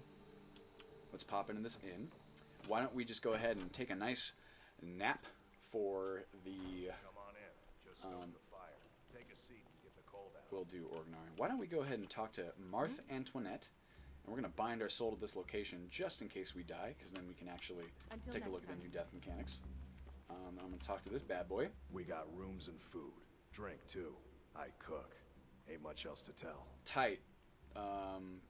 Can I not hire a room here, my friend? Let's see, I'm looking for work. Got any leads? Any chance I can buy that horde? Do I have to talk to Delphine? Oh, I think he says that, doesn't he? He says something about, if you want a room, talk to Delphine. Well, she's asleep. You can't just... You're that visitor been poking around. Yep. What does this look like? The Temple of Mara? No gold, no bed. The voice actor was struggling so hard to deliver that line. It was one of those ones where it's just like, you want me to say what? Let's see. Okay, for the sake of the stream, I'm going to cheat here. Add item. I haven't given myself, let's say 100 to work with for now. I'm the I would like to rent that room. Thank you very much. You gonna show me to my room, or do I just do that myself? It's fine. You really don't have to. Oh, God. Hi, Orgnar. Well, I'll leave you to... Go ahead. Oh, my God. Look at that. It's so beautiful. Ooh, baby. That my bed? That is not my bed. That's not my bed. Whoop. This is my bed. Bro, is that my bed? That's my bed. Embry. Whoa. Bro. You just say whoa? Guy, you gotta get on out of there. I hate to kick you out. But nope, nope, nope. That's my bed. Nope. That's not even what I wanted to do. Nope. Stop sleeping in my bed, Embry. You jerk. Alright, there we go. Nice morning. Let's see here. OMG, my immersion. Trolls will give you fat, which turn can be created. I don't know if for the VOD the chat will be visible. We got rooms. I'll have to note that Drink, after too. this one. I cook. This is my buddy texting me much else back to yet. tell. Just I don't want to leave him out in the cold. It is cold today. I was up very early at 5 to take Liz to the airport, and it doesn't usually get that cold here in LA, but it is lately. Let's see here. What have you got for sale? You got any nice food for me, Orgnar? I know you do. Can I have a apple pie, please? And can I have a beef? I don't have enough for that. Ooh, Blackbriar Reserve, delicious. Boiled cream tree. That's something I'm very excited about for Requiem's new mechanics. Yeah, I was gonna say, Roderick. I don't know if Nathaniel, you're talking about immersion of having Embry be in your bed, but I have many times in my life had to usher a drunk person out of my own bed so that I could sleep with it. Call that your college experience. Breaded elk cutlet. All right, I'm gonna take all of that stuff. I have all this food. So, oh, cool. Here's something we can show off. In Ultimate Skyrim, this is something I should have talked about way earlier, but you'll get it now. I'm going to edit these abilities so that they're all at the top of the menu just for the sake of clarity. So in Ultimate Skyrim 4.0, every character will start out with a set of very useful abilities that are just going to help you kind of navigate the world, help you stay alive, or just give you some utility in what you can do just standing by your lonesome without a crafting, crafting station in front of you. So we have a lot of these here. It would be build campfire, craft item, forage, harvest wood. Leadership you could count as one. That's just because I have IAFT installed. Primitive cooking, this is a big one. That's the one we're going to use right now.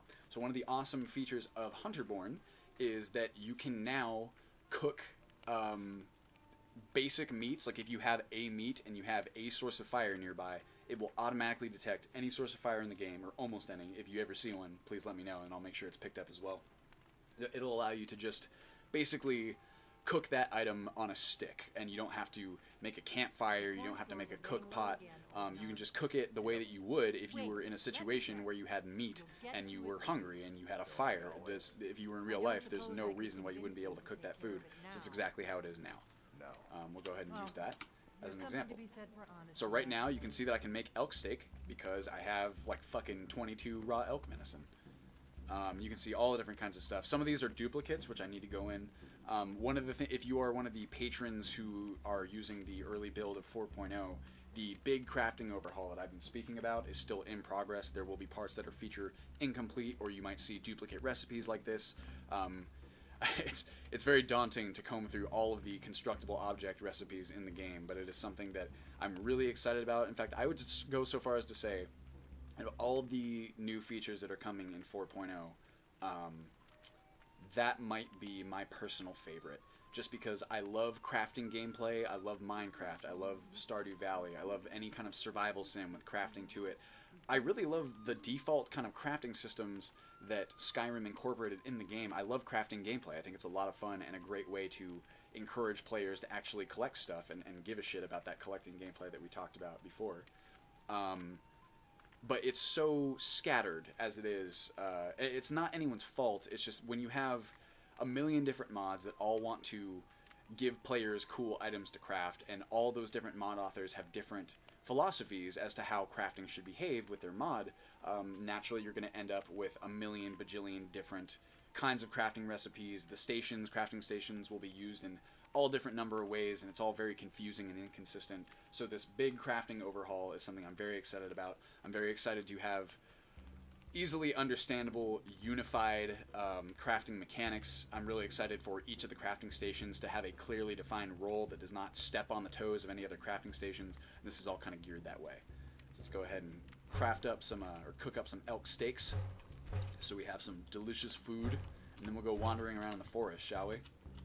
Now, why don't we actually try and do some oh, fuck me! There's combat changes that we can show off that I haven't even talked about yet. Uh-oh. There's a wolf attacking the townspeople. What happened? Oh, they got him. Oh, he's attacking the livestock, you son of a bitch! Uh-oh, uh-oh, uh-oh. We gotta save him.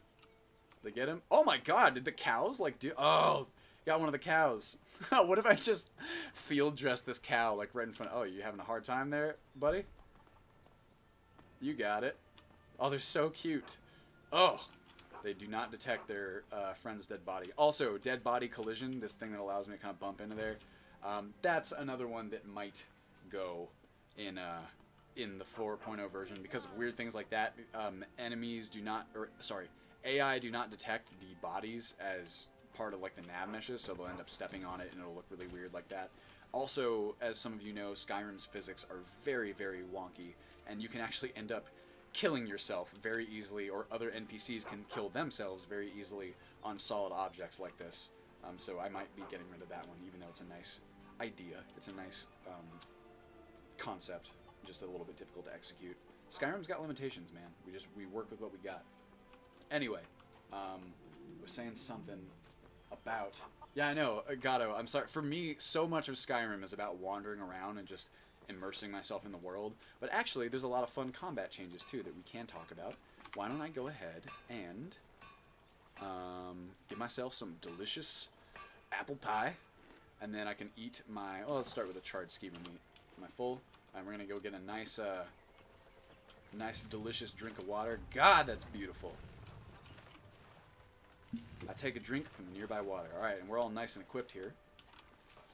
What I'm also going to do is let's plant those perks into something useful. For the sake of the weapon that we're using now, let's go restoration, because that is going to improve our healing. Or maybe I just want... Oh shit, my magicka's low. Why is that?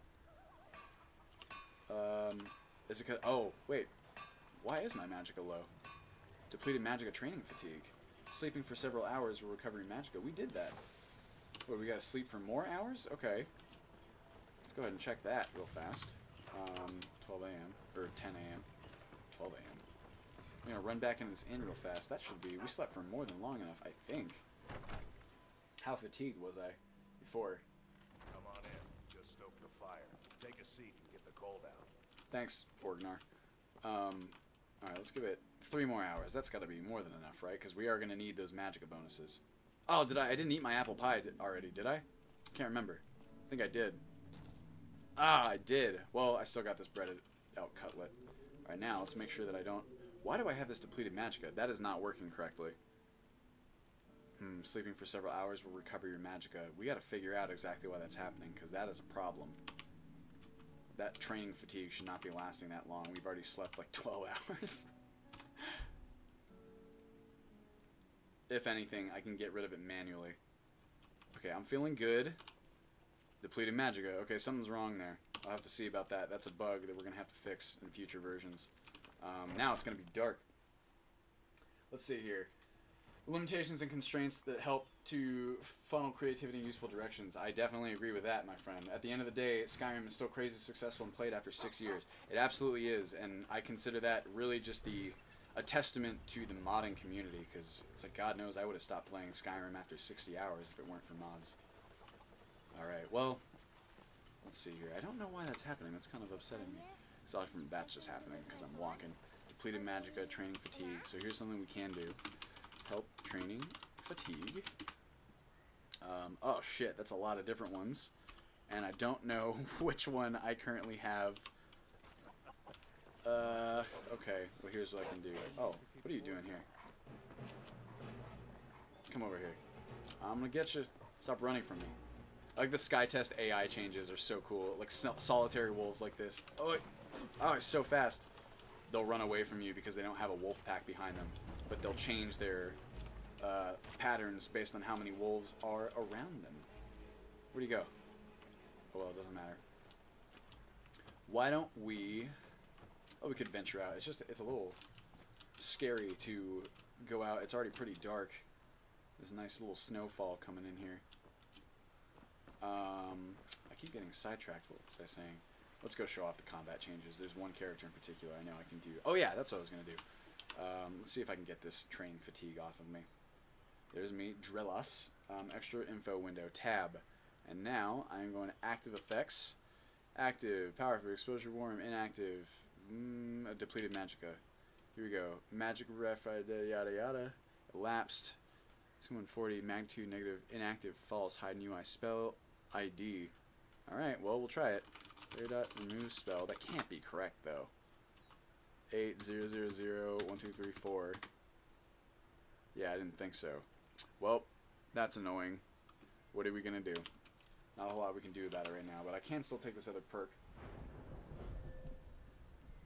We wanted to provide players with a sense of pride and accomplishment for fixing stupid bugs that should have been caught during Q&A at Bethesda. If there's anything I've learned about the development process, it's, I don't know, there really is a lot of stuff that should have been caught by Bethesda, but I know that there's a ton of stuff, from having dug around in the game files as much as we have at this point, there's stuff that I know Bethesda saw, like caught, and just didn't fix for whatever reason. In the same way, I know there's a billion different things that they wanted to do with the game that they never had the time to do, or just whatever the development resources were not enough to implement those features that they wanted. It's a real shame, because Bethesda, it's such a mixed bag. They have a lot of talent. They are good at a lot of different things and not so good at other parts, like Q&A, for example, or at least consistent Q&A. And it's a real shame because you can see so much about what they wanted the game to be and just what they never had time to implement, you know, or never could. Okay, so training studies by the same dude that spell research is probably the same mechanic. You have to read the book and turn off the study ability. Let's see. Light armor forging. Let's see, do I want to study the skill book? No. I don't normally, I mean, because I've used it before where it does not have to function that way. I think it's just bugged for whatever reason. I'll have to do more testing. It's possible that I've broken something with my testing session here. I hear them, wolves. So combat on the way to, oh, Jesus Christ, I knew, see, oh God, okay, that's bad. Oh my God, that's, God damn it. That's what happens when you stop paying attention for like 2 seconds. Alright, at least it's going to take me right back to Riverwood. My vessel has broken, attempting to reintegrate at previous connection. Well then. So combat changes. Let's talk about that for a little bit. Most of these changes are to the humanoid characters. Oh my God. Love the idea that everyone's just super cool with that. So as you can see here, with the exception of these quest items, I got fucking nothing, right? All my stuff is gone. So that's unfortunate. We are going to go and get that stuff back. It should be fairly simple if we can grab it before the wolves get to us. Oh yeah, and by default, that will also degrade all of your skills, but that might be something that we change as well, just because I'm worried that it might be exploitable with the... like, I don't want people to be able to... What was it? Over-level their skills and... Whoa. This is really nice. Also, the EMB frame limiter is a little strange. The EMB frame limiter is okay in a pinch, but it has some strange features. I try to limit my game using the NVIDIA control panel. Oh, so here you can see where your corpse is. You can go and get your stuff, but that's something that also might not make it to the end. Anyway, I feel like if you can just lower your skills and then continue re-leveling them, that'll make it pretty easy to exploit perks and such. Oh, now we're getting some fogs. Use broken. God, they're still here. Give me that shit. Oh my god. I recovered. Oh look, it even has like a Dark Souls message. Ugh. Okay, where's my weapon? Give me my weapon. Soldier's short sword of first aid. So, oh, that's not the right button. Fuck me. I'm gonna cast this. Oh, I don't have enough magicka because I still have that fucking training fatigue thing. Okay, here we go. And I got no stamina. I'm not gonna do shit to this wolf. Oh, am I draining health? Or something. Okay, I need stamina bad. This is not good. This is not good. Bread elk cutlet. I think I also just wasted that because I'm in combat. Oh my god, I am naked. I'm just gonna die again. Well, that shows you. Well, at least I'm closer to Riverwood this time. Okay. We're gonna survive. Wow, look how buff my guy is. It's pretty good. That'll give me a chance to talk about some of the new health mechanics. So something you can do if you are hurting, if you are in a major city or a city that has priests, you can speak to the priest and have them heal you for free. So no matter what, if you're very hurt and you don't have any resources, there will be a way for you to heal yourself. That's geared for newer characters who don't quite know how to manage their stamina and health resources. And apparently, a character like mine, even though I've been playing this game and developing it for who even knows how long at this point. Okay. Jeez. Did I waste that that food? I think I did. Varied diet, I did. That's not there anymore. Well, that was a waste. We're gonna go ahead and let my character regain some stamina here. Am I still in combat? Oh, I just ate raw food. Cool. I'm really on a roll, aren't I? Alright, so let's go ahead and take my common clothes and, yeah, I know, my hood and my work boots. So finally, how about this? I'll talk about the combat changes from the safety of a town, because apparently I can't be trusted to go outside of the town and survive for very long. The combat changes are brought to you by the core, core version of Combat Evolved. They're really, really cool. It was fairly easy to integrate them too. Basically what you can expect is a lot smarter AI. It's going to be a lot harder to goad humanoid opponents into obvious power attacks. They're going to be a lot smarter about blocking and bashing you and interrupting you. Generally speaking, it's going to feel a lot more like you're facing off against opponents with actual intelligence. They will recognize when their friends are around them, and they will kind of adapt their tactics based on that. And it's very, very fun. It really does kind of add to the tension, and if you're not careful, you can very, very easily get your ass whooped. Although apparently I don't even need to face off against human opponents to do that, because I can just get my ass whooped by wolves, is what I meant to say. Okay, here's what I'm going to do. I'm going to give myself a healing poultice, because I can. So healing poultice. That's actually, okay, that's something you could craft yourself. Let me go ahead and check the magic menu. Ancestor's Wrath. No, I want my powers. Here we go. Craft item. Now, oh, do I have that one mod installed? I think these might be Hearthcraft. Basket, bedroll. So there's going to be a lot of recipes here that should not be in this menu. But, healing poultice. Oh, and I don't know how to craft the healing poultice yet either. Wonderful. Looks like I will be giving it to myself. Enemies have also learned to block attacks from horseback. Yes, that is another major thing that makes it a lot harder to exploit the intelligence of the enemies you face off against. Okay, so we are going to help or no, I have it right there. Player.add item. A4273318. I thought I made those already accessible from the player crafting menu, but I might not have. One. There we go. I'm going to eat that, or use that, rather, healing poultice. We're going to wait for, what is it? We'll call it 2 hours. It's going to be nice and dark now. You can see, oh, look at this fog. It's very, ooh, very pretty. Okay, why don't we go ahead and give that another shot. I really wish I could get rid of this fucking depleted magicka training fatigue, but for whatever reason it really does not seem to be working. I'm going to have to figure out what's going on there. My horsey. Okay, we're going to go back in, we're going to rent a room one more night, and then we're going to go actually fight. I swear to God, it's like if I had just been paying attention when those wolves first showed up, I actually would have had a shot. Is it still mine? It is. Okay. Let's sleep for 12 hours. Now this way we will know for certain if that train and study stuff is bugged, because 12 hours, it's already been like, what, 20 hours total that we've slept since having that debuff? To see why that's happening. Ah, delicious. What's really strange is that I've been messing around with the train and study mechanics, and that's not happened to me before. I don't know, maybe I just broke something. We got You never know. Food, drink too. What do you got Take for a sale, look. my friend? I'm gonna need some more. There we go. Apple cabbage stew. That'll do it. So now I got my stamina all nice and managed. Let's see how we're doing. Ah, it's gone now. Very strange. I don't know why that took so long, but evidently it did.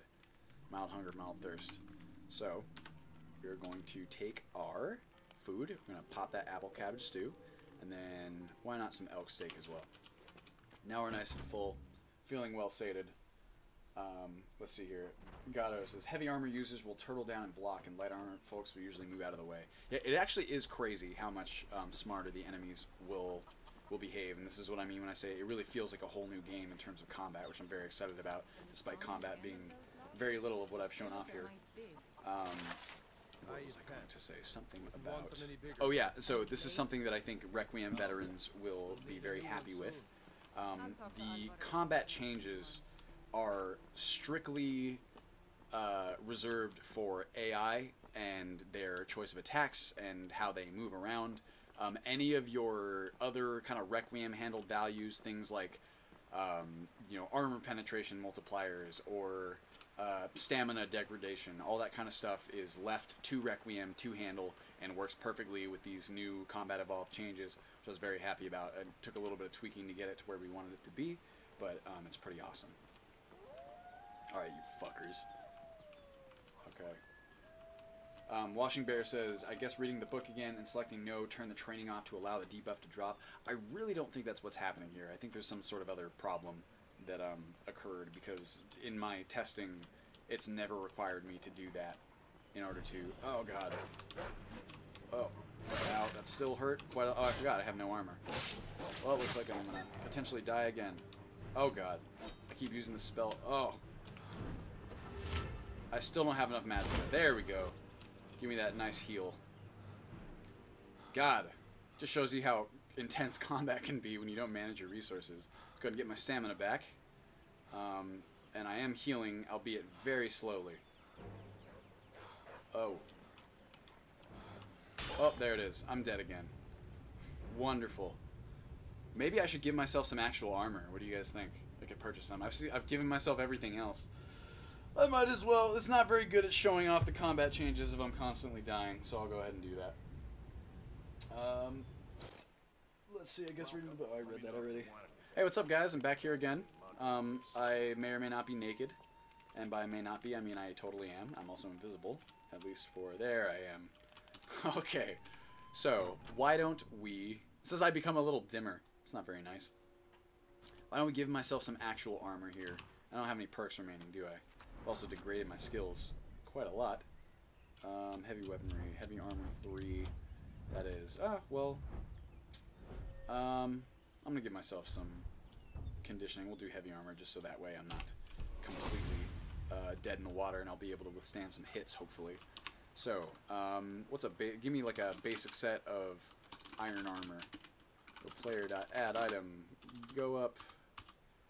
See, iron armor. Here we go. 1, 2, E, 4, 9. Give me 1. We'll go iron boots. That's nice to have, right? Iron boots player.add item. 12E4B and 1. And let's say, what's the other thing that I'm missing? Gauntlets. You kill 1 or 2 1 wolves. No one's gonna give my nerd credit hit for consoling in some armor. I hope not. My nerd credit is what I carry closest to my heart. Help. Let's go. What is it? Iron gauntlets. Iron gauntlets. There we go. Player dot. Did I already put that in? I wasn't even paying attention. Let's see. 1, 2, E, 4, 6, 1. There we go. Got a nice set of armor here. Give me a mug of it. I don't think I will have my... Do I? Oh, I still have power food. Alright, nice. Cool. Oh, and I have rock joint. How wonderful. Affecting a victim's manual dexterity. It's perfect. Well, at least I have some spells. Why don't we go ahead and... Actually, let's play the game here a little bit. I'm kind of in a full-on... Look at this. Full-on, what's it called mode? Oh, cool. My guy was in a T-pose. Let's see. Looks sick. I hope it's not contagious. Yeah, me too, Hilda. Oh, I know it. Ya bitch. Let's go ahead, and I don't have any weapons yet. So we got obvious Reddit troll may use this as ammo for why Ult Sky isn't perfect. That was a really funny post in the subreddit. For anyone who's not aware, there was a post in the subreddit titled "Why Ultimate Skyrim Isn't Perfect." I mean, he's right, you know. If anything, hopefully that means that if I were to fix the changes that person proposed, or if I were to change the game the way that person proposed, would that make it perfect?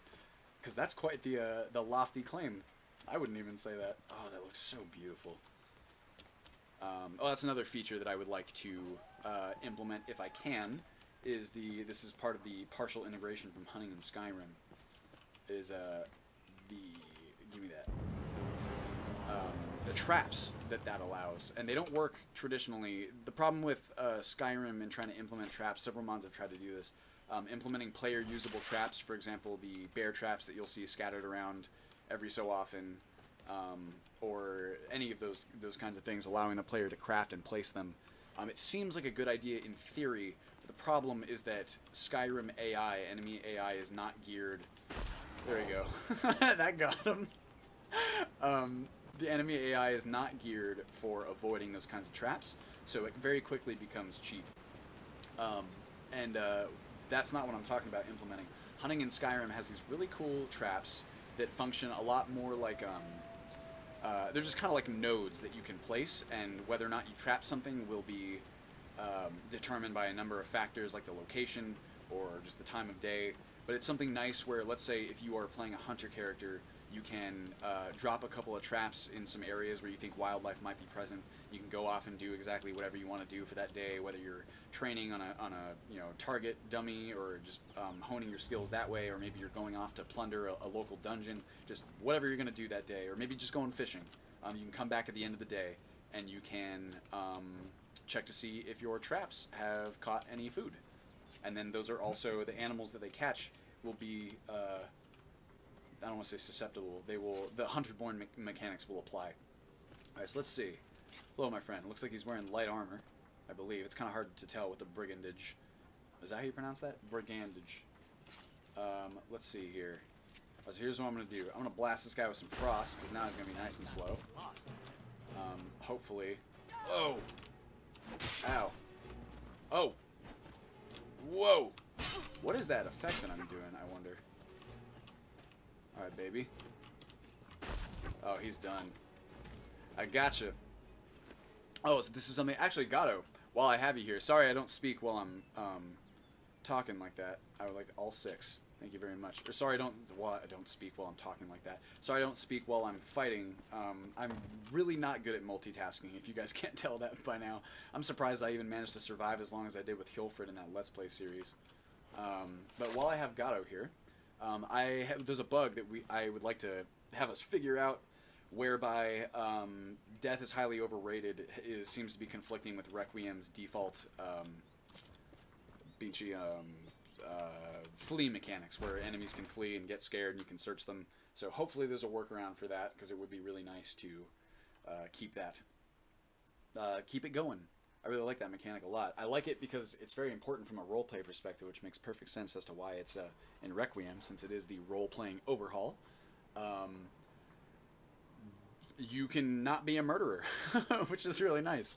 I feel like you spend so much time just murdering people indiscriminately in vanilla Skyrim just because there's no other option. They yield and they get right back up and then they fuck with you some more.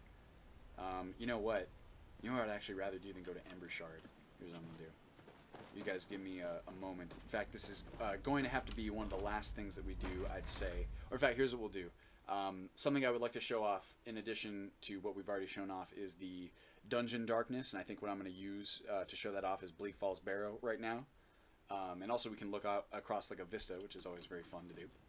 And so I'm going to show you guys some of that dungeon darkness, just because I know there's a lot of people who are as obsessed with dungeon atmosphere as I am. So I think that'll be a fun change to show off. Also, my frame rate seems to be tanking a little bit, I think because of the stream. Oh, I got an endurance perk available. That's nice. And then the other thing that I would like to show before I go is a... it's like people making fun of me. I don't speak while I'm talking. I'm sorry. I'm so bad at multitasking. But I would just like to pop us into some different environments so we can see the graphics. I'll just teleport us around the world and show us some cool stuff. I feel chilly. I bet I do. And so if I'm going to do that, why don't I just go ahead and go full on. We'll go BAT speed run. Oops. TGM. So now we are full on God mode. If you guys are curious, this is how I usually do my testing, especially my stress testing, is my character is now very fast. I'm actually probably going to turn that off. Go player dot force av speed molt. Let's just say 110. I have me working at like a mostly normal speed. Come on, baby. There we go. I did not mean to turn that on. Let's go check out Bleak Falls Barrow, shall we? It's a great example of the very atmosphere. It's kind of crazy, and this is what I was going for. Oh, I'm in freezing water now. Wonderful. Wetness. You are soaking wet from rain or swimming, which significantly increases your rate of exposure. Dry off by standing near a fire or spending enough time out of the rain and not swimming. We know that. We're frostball experts at this point. So Roderick Tech just said, the darkness of Meridia's temple really freaked me out, even in earlier versions of US. So this is something that I really, really went for from the very beginning of Ultimate Skyrim's design. What I'm really going for here is this kind of survival role-playing experience that you can't really get, I don't think, in a whole lot of other games. And I really like the idea of an atmosphere shift where the game can go from, you know, relatively lighthearted and kind of very pretty and beautiful and light out in the overworld to borderline survival horror when you get into these Draugr-infested dungeons or vampire-infested dungeons that are just absolutely terrifying. Also, we might actually freeze to death here. This is bad. I did not think this through. Okay, here's what we're going to do. We're going to kill all around us, and I'm hoping there's a fire of some kind in here. Otherwise, I'll have to make one really fast, or here's what we're going to do just so we don't die. Go to mod configuration, and we're going to go to Frostfall, and we're going to change this so that gameplay, exposure rate, at max exposure, nothing. Woo! We don't want to die there. But let's just go ahead and build a campfire anyway, because we can. Right? Place here. Our good old friend, Frostfall. But yeah, so I really like the idea that you can kind of go in this world, because Skyrim is a very scary place, and there's some very, very dark, terrifying places in Skyrim, so I feel like that dungeon darkness really enhances that feeling of terror that you have when you're exploring those places. Let's go use. I do not need a campfire building tutorial. I'm going to give myself ruined book. Player.add item. Oops, I missed my dot. Add item CE70B. I'm going to give myself 10. That way we're really cooking with fire, so to speak. Build fire, add fuel, books. Yes, please. Roll of paper. Sure, that's my tinder. Got tinder here. And we got light fire, strike stone. I love campfire so much. Oh, boy. So before we go, like I said, we're still going to do a couple little things here. Thank you guys so much for participating in this stream. It really has been a tremendous amount of fun. I'm sorry I'm so scatterbrained. Hopefully you've gotten all the information that you were looking for. We've shown off some of the cool stuff that's coming. I really am tremendously excited for 4.0. I think it's going to kind of change the game, so to speak, in terms of what's possible with a heavily modded Skyrim setup.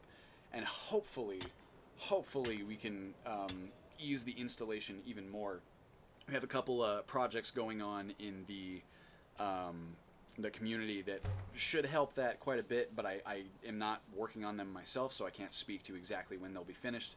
But hopefully we'll have some type of installer type stuff.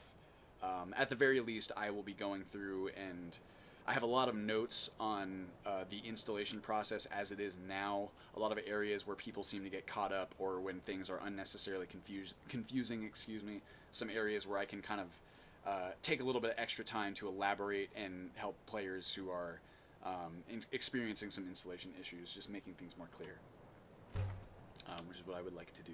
Because God knows, I mean, I can't believe that you guys even install this shit to begin with. I mean, hopefully you find the ending experience worth it, because, like I said, I really do think that Ultimate Skyrim, when it's working, can be something very special.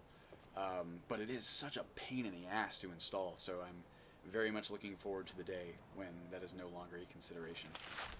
Alright, Search Bandit. Look at all this cool shit. He's got bottled water, he's got cloaks, all kinds of stuff we don't really need. I've almost forgotten what it's like to actually play this game, I swear. It's I spend so much time, you know, fixing it and modding it and editing it. I don't get to play that much. And there have been Nathaniel Roberts, I've watched all of your Let's Plays. I'm used to you being scatterbrained. It's part of the appeal. Well, I'm glad that oh my god. What the fuck is happening here? Why is it so bright? Is this the EMB malfunctioning in some way? What do I have going here? Kinda. I turned it off, turn it back on again. There we go.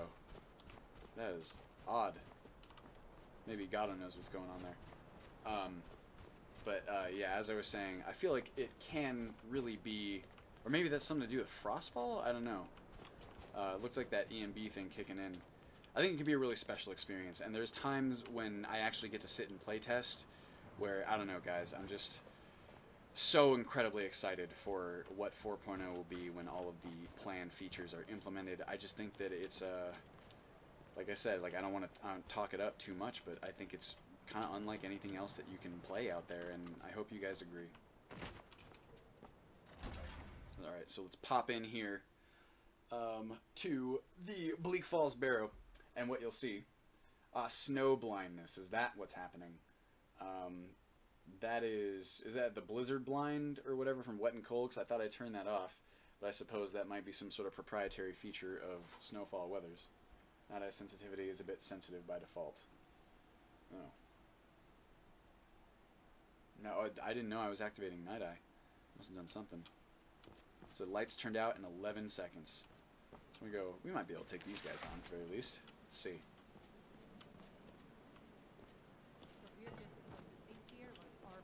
Hello. What's up, guys? Oh, she's got a scroll. Oh, and a second one, too. Oh, she's got light armor, though. Oh, I have God mode now. You guys are done. I forgot we were playing like that. Oh. Here, why not just spray both of you? Whoa! Oy! Ow! Whoa! I really should not even be... This shouldn't be a fight. I'm in God mode. There we go. Die, my friends. I'm really sorry about that.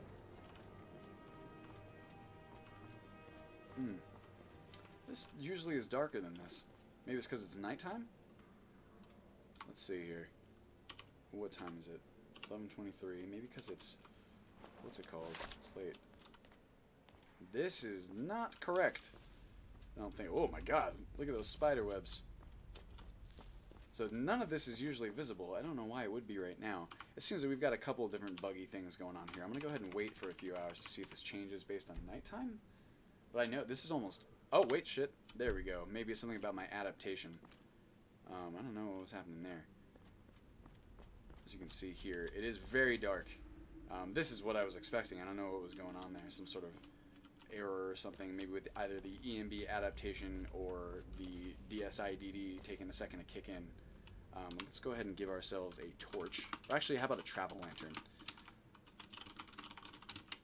Night eye is automatically triggered when the EMB detects a sudden increase in overall brightness, so really bright places can trigger the effect sometimes. That's interesting. I wonder why they would even put that in there. That might be something that we have to edit ourselves. Player.add item. Let's see here. Light, spell, armor. I believe it's the bottom one. I believe. For some reason, there's dummy travel lanterns that don't actually work the way it's supposed to. Yeah, see, this is the dungeon darkness that I'm used to, that I knew was in the game. Help. Lantern oil.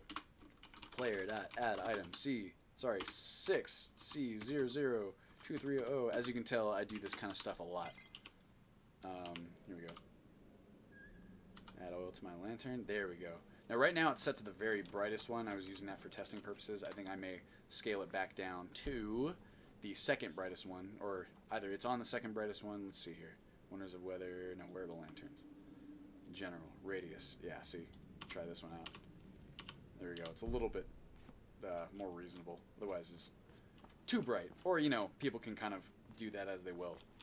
So, DSIDD, this dynamic, immersive, seriously dark dungeons, is really, really cool. And what it'll go do, it really is dynamic, is it'll scan a dungeon when you go in, and it will automatically turn lights on and off based on how likely it thinks that those lights are to be on. So for example, you have bandits that have kind of occupied this area, so you'll see things like candles lit, or this man who's over here with his torch, presumably he's lit some braziers and stuff, or maybe that one.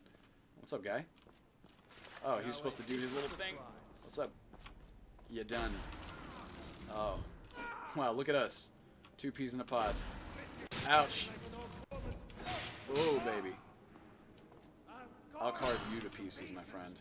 Gotcha. I wonder what that debuff that's happening with, because this is the spell weapon that I'm using is a defensive spell, so typically speaking, they behave differently than the offensive spell weapons do. Anyway, so you can kind of see how it looks. It's really, really nice. And it's just like that extra level of detail and immersive. Let's see, have I tried add item menu, makes adding stuff like this from mods a bit easier? I've not. I've actually never even heard of that mod. But I'm so used to doing it this way that, I mean, maybe if it's a ton easier, then I can look into it. Anyway, DSIDD is just a wonderful solution to a problem that's plagued many different lighting mods. And I just really like how it dynamically calculates which ones to have lit, or which ones to light, rather. Passive voice, you don't want to be doing that. And if you have like a source of fire, like you can actually light these now, which is really cool, or you can extinguish them. So if I have a torch, you can go ahead and light those yourself, so you don't have to rely on your travel lanterns and stuff. It just adds a lot of fun to the lighting gameplay that you guys know I am so fond of all the time. You can extinguish them. It's really, really fun. So, as the last thing that we'll do, what would be the coolest place to show off? Maybe Riften. Riften's beautiful. It's one of my favorites. So let's go COC. Oh, maybe Shorestone. Exterior. Oh, 1. There we are. Those who are skilled in the art of weapon craftsmanship are able to upgrade any normal bow to a scope bow. That may not be the case for long, because we might be removing scope bows as well in order to make room for real bows and the return of the crosshair, which you guys might have seen in this video. I have simple crosshair running. I don't know if you guys mess with crosshair mods yourselves, but the default... Oh, man, I'm really starting to get some frame rate issues here. I think I've been streaming for too long. I can hear my poor computer just whirring up. So here's what I'm going to do. Clear out that weather. Give us some nice clear weather, and we're going to check out the local forest and just see how that looks as our last kind of thing. Oh my god. It is really beautiful. Somebody help! What's up, guys? What's this fight? Yeah, I can feel a slight chug happening. Whoa! Oh, I keep accidentally... I do that. I don't know if you guys do this. My mouse is very sensitive, so I accidentally like click the left click all the time. Oh shit! That's not good. And I end up... That's like, as we've seen from the combat in this game, even one mistimed swing can make the difference between life or death, so it's kind of a problem. It's the same reason why I turn off, what's it called? The kill cams, always. I'm just so paranoid about having control wrested from me at any point. Alright. This is... It seems to be also when I have my spells out. Something here. No, it's about... It's just going all over the place. I've been taxing my poor system for too long. We'll just go ahead and take a nice little walk through these trees. User says it gives you an item or power, talking about the add item menu mod. It gives you an item or power to search for items in mods or by name, and you can just take from them like a chest. That is pretty cool. Maybe I'll check it out. Thank you for the recommendation, my friend. Let's see here. Go to the top. It's really hard for me to decide which is my favorite place in Skyrim. As any of my Let's Play fans will know, I'm constantly saying, oh, this is one of my favorite places in Skyrim. And they can't all be my favorite place, but really they are. This is one of the ways in which, I mean, really, we owe a lot to the modders as well, who just graphically overhauled this game to make it look beautiful, even in 2017. But the more I've played this game, the more appreciation I have for the art direction and just the work that Bethesda put in on a lot of the environment to begin with.